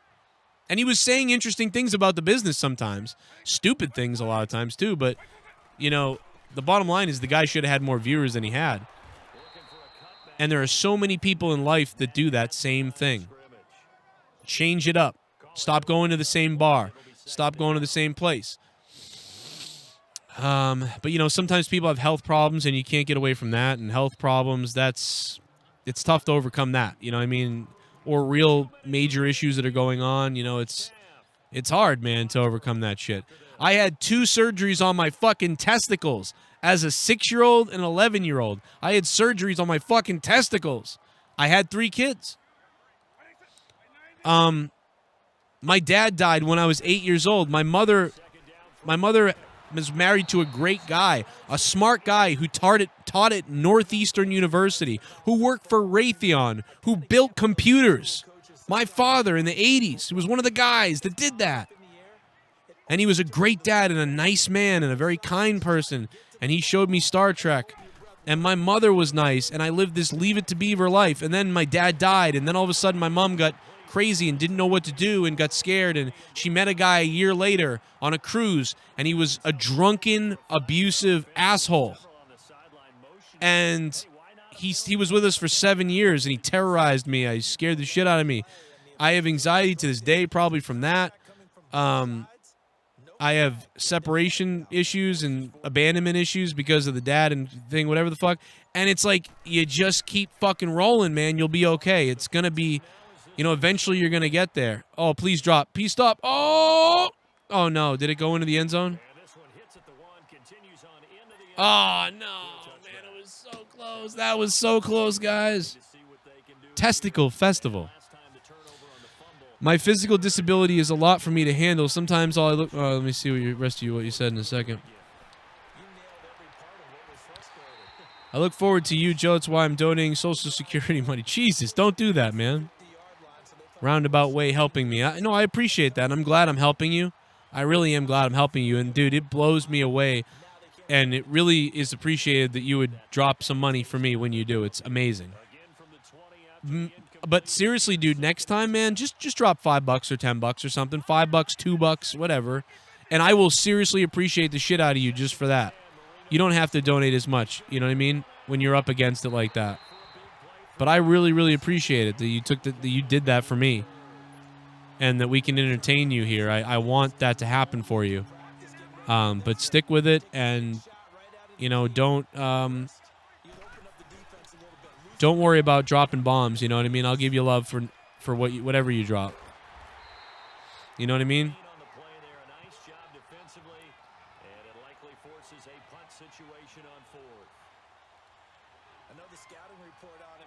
The bomb from James. Boom.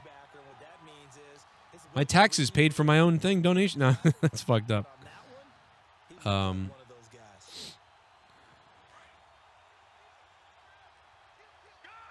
Watch me time out Bullfrog. Watch this. Boom. Ha ha, Bullfrog. Oh, no. No, he caught it. No. Thank you, James, though. James is going to take home that digital JCS belt, it looks like, tonight.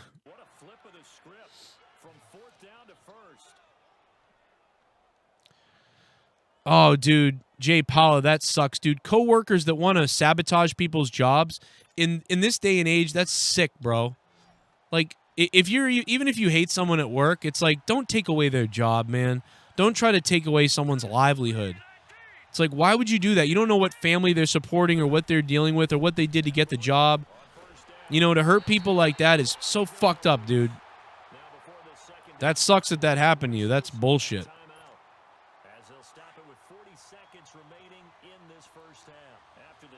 Oh, man, that sucks. People are fucking assholes, though. Yeah, we sacked him. Sacked him back at the 20-yard line. I'm even going to call a timeout.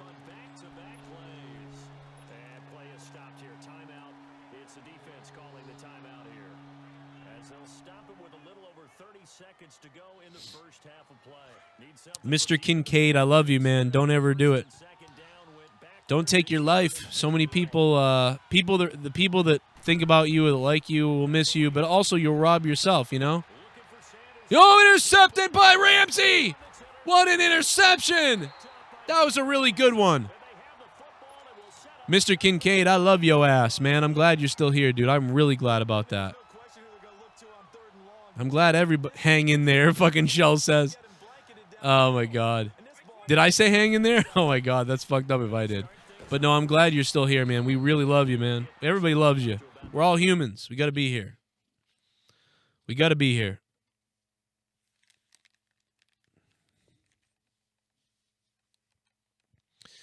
Well, the guy gave up on that. Wow, goodbye. We kicked his ass, bro. We came, we saw, we kicked his ass.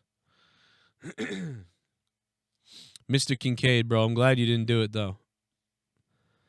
I'm really glad you didn't do it. I'm glad I didn't do it either back in the day when I thought about stuff. It's really important to understand how messed up I was at a time. It's so super important to do it. I know that, like, this sounds like this weird preachy end of the night part of my show. We already talked about the pay-per-view. We talked about it for 2.5 hours. But, dude, it's so important to realize how sad and desperate and fucked up I was at one point. The reason is not to feel bad or to be like, look at what I did. No, the reason is to be like, look what you can fucking do. Like, look at what I was in 2006. Look at where I was in 2006, man. Look at where I was. No YouTube, no real good job. I had shitty jobs. Fucking messing up in life. Negative in the bank constantly. Just a mess. You know what I'm saying? Oh, an overall garbage mess is what I was. I was a garbage mess. And I grew up loving Star Trek and loving stuff like that, man, that I wanted to be. I love space. I love science. I love what we are. I want to know where we are, what we came from, what it means, why we're alive. And I was thinking about just being like, fuck it all, you know? And it was really bad. It was really, really bad. And what if I didn't, you know what I mean? Now, what if I, you know what I mean? What if anything like that? What if I'd done something stupid? Or what if I had gotten a car accident or died of something or whatever the case is? It's like, dude, that would have been fucking crazy. Now I've got this. I was there. I was in this dark fucking place that was amazingly dark. Now I've got 3 kids. These 3 kids, I look at them and it's like, what if that had happened? This wouldn't have happened. It sucked to miss the best part of your life because you gave up during the worst. Hashtag Cronin. I'm sure everyone watching tonight felt that one go. Yeah, can we put that one in the books as Joe Cronin quote or can that be my quote of all time? It sucks to miss the best part of your life because you gave up during the worst. Yes. That's my best thing that I've ever said, I guess. Andale peasy. Thanks, man. I think I did say that one time before also, but it's like, it's for real. Like, what if that could have happened? That's dead on what could have happened. This was that guy right here. This was the dude. That was Joe ready to fucking drive into a cliff right there. You know what I mean? And now it's like, I don't know, it's crazy. And we won that game. We won that Madden game. I could have never won that Madden game. You know what I mean? I don't know. It's crazy, bro. What would have happened? Oh my God, you guys remember this? You guys remember this? I think Joey Janela was like, what the fuck is wrong with you when I posted this on Twitter? Remember Joey Janela?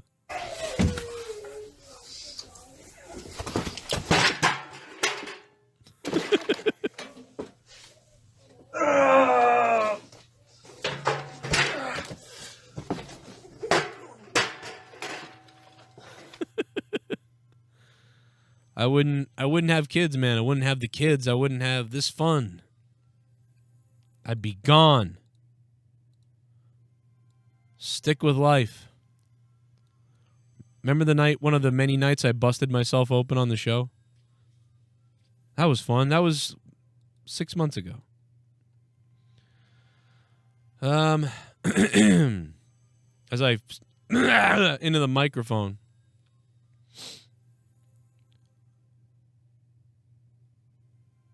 I wouldn't have been able to go to AEW to see this. I need some water bad. I could use some water really bad right now. That was me reuniting. Remember the guy that did the Spanish Fly bad in the video that you guys said we fucked up the Spanish Fly? That's him right there. That's the guy. 20 years later, there we are at AEW. That's me. That's him right there. 20 years later, Spanish Fly guy in the backyard.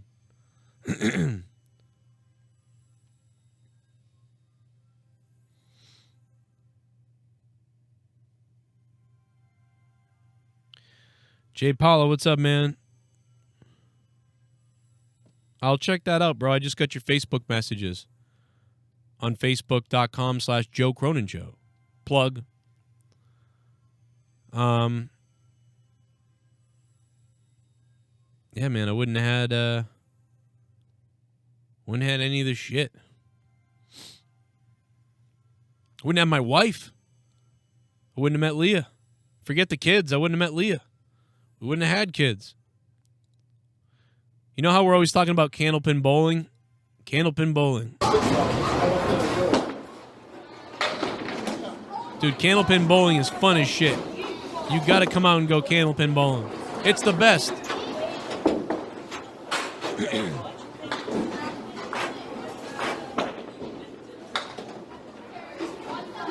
Throwing that little ball is super exciting to me. I'm gonna get a 10 here.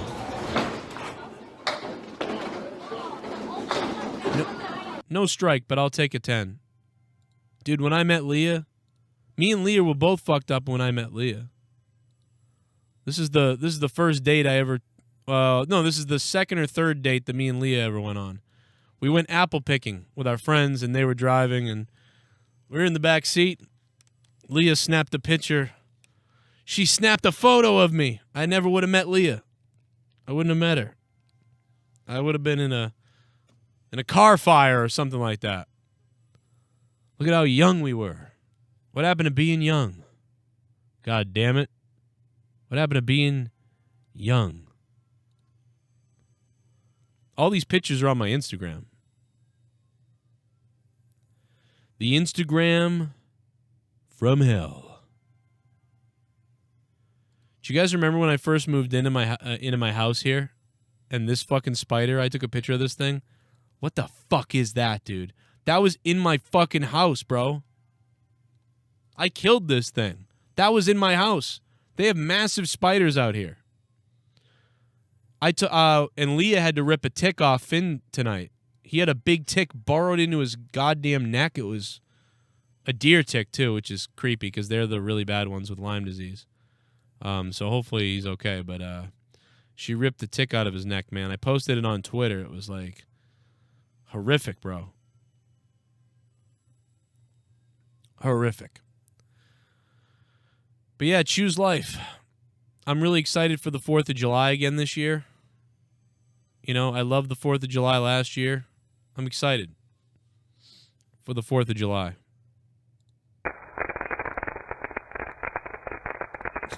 I couldn't believe I could light fireworks in my own yard this year. I was, This is why you choose life.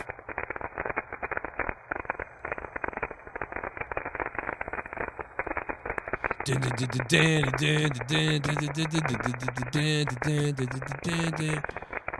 the beginning of Raw.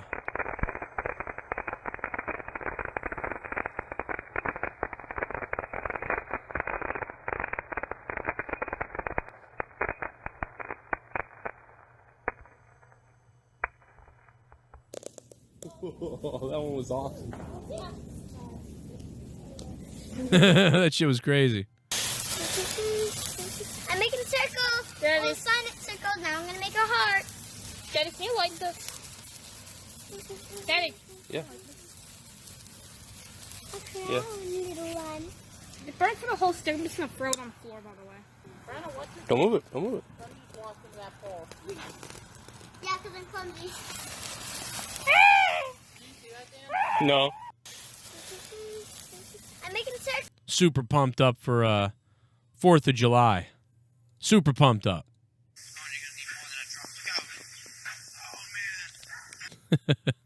I'm ready for 4th of July, brother.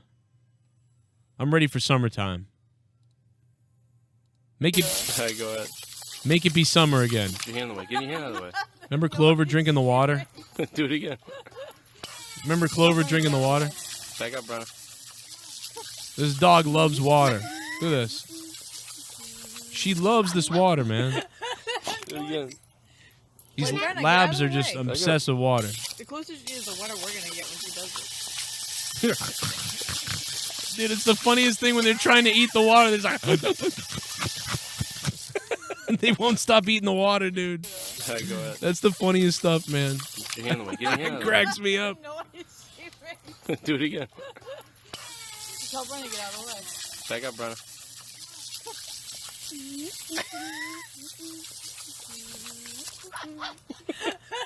Do it again. Wait, Brenda, get out of the way. Brenna, get out of the way. Oh, man. Friday night, we got to acknowledge the champion of the wheel. Did you know that? We got to acknowledge who won the wheel championship on Monetize This the other night.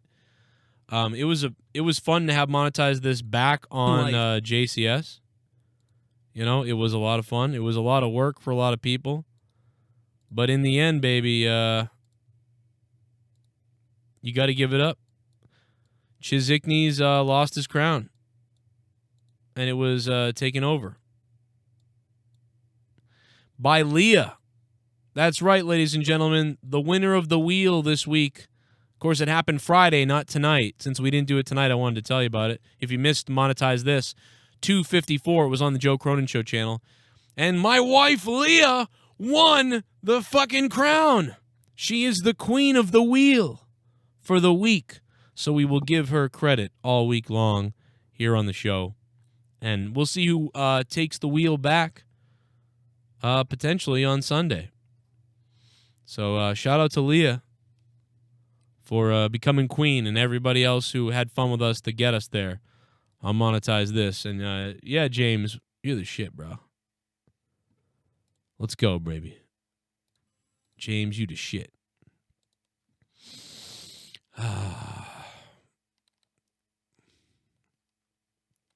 That's my queen, baby. I love my queen. In fact, you know what? She's sick right now. I'm going to go up into the bedroom and I'm going to rub her face with a tissue. I'm going to go up and see Leah and I'm going to rub her face with a tissue. Yeah, let's just put some shine on that like she's a god or a goddess or something like that. There you go. There you go. Yes. Fill it in. Fill my queen in. Fill my queen Leah in. Give me my queen. I'm fucked up right now. I don't know what I'm doing, guys. I'm sorry. All right. Let's see if I can get this sex line to work. If not, I will do it this week.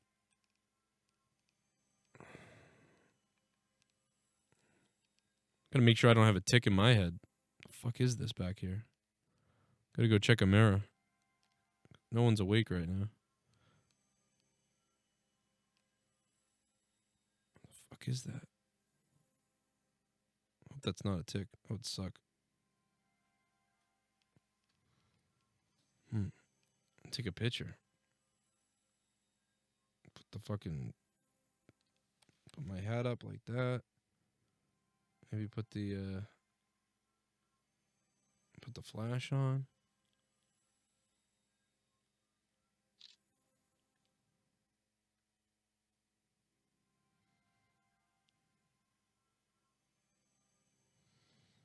Fuck, I think it is a tick. Motherfucker. Are you fucking serious? Shit. God damn it. Fuck. Shit. Fuck, I gotta go get this out of my head. Motherfucker. Piece of shit fucking ticks. Suck it, Trudeau. What's up, brother? What's up, everybody? Cream on the queen. Cream on the queen. I guess I'm going to get out of here and go get this thing removed out of my head. Because there may be another one, because I felt something else, too. That is a fucking tick. Anybody want to see? Oh, it's too bright for you, maybe? Oh, it's too bright. It's too bright.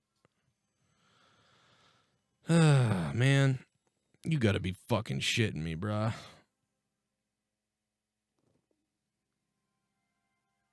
God damn it. I wanted to play another game.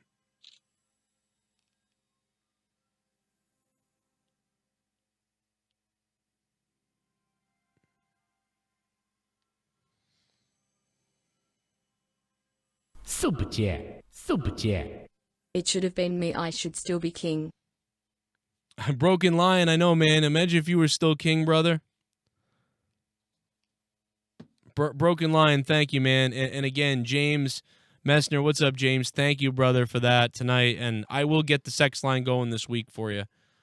You guys should check out Patreon, a bunch of bonus stuff on there. I'll see you tomorrow night for Raw review. And I'm going to go get this fucking tick out of my head. God damn it. Hopefully I can get it out myself. Otherwise, I'll have to wake Lee up. But I think I can get it out myself. Your German wolf, Shepherd Wolf, does the same thing. That's cool, Daryl. Or Daryl. What's up, man? Orso, what's up? Man of 1,005 holds, thank you. Everybody in the chat, thank you, guys. Leave a like on the way out if you'd like to. And James, I will get that sex line done courtesy of James this week. We will do it. And it will be fucking good, I believe. Thank you very much, guys. I'll see you tomorrow night. Lots of videos will be up here and on Corrupted Nation and on the Patreon. And hit me up on Twitter tonight if you like. I'll probably put a video out about me taking a tick out of my head. Thank you. Hope I don't get Lyme disease. I don't want to have a stroke or lose the left side of my body. See you guys later. Good night. You are loved. Do not hurt yourself.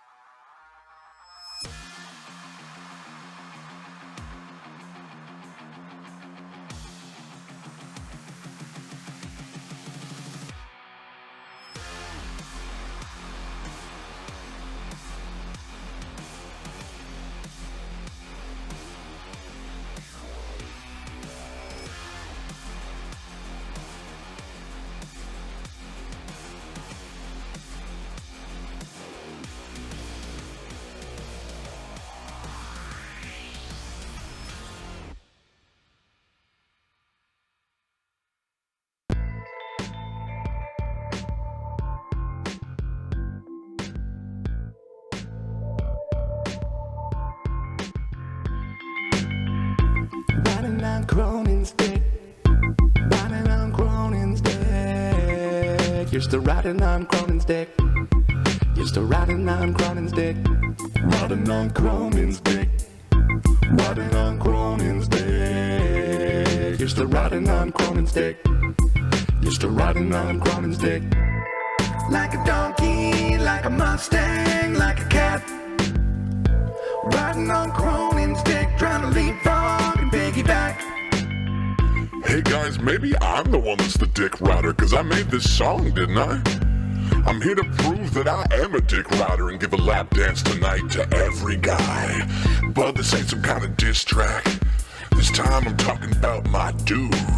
I'm here to ride Cronin's dick on live stream and send you all the nudes. And I ain't coming out the closet, I just wanna feel his necklace from my peepee like a cock ring. Thanks Joe for the boner. My favorite chair is Cronin. My underwear is broken from his boner. And I rhyme boner with boner. It's cause I'm so hard that boner's on the mind. God, all the blood's in my dick, I can't open my eyes. Riding on Cronin's dick. Riding on Cronin's dick. You're still riding on Cronin's dick. Actually, I'm riding on Cronin's dick. Riding on Cronin's dick. Literally. Riding on Cronin's dick. Riding on Cronin's dick. Oh yeah, Joe. You're still riding on Cronin's dick. You're still riding on Cronin's dick.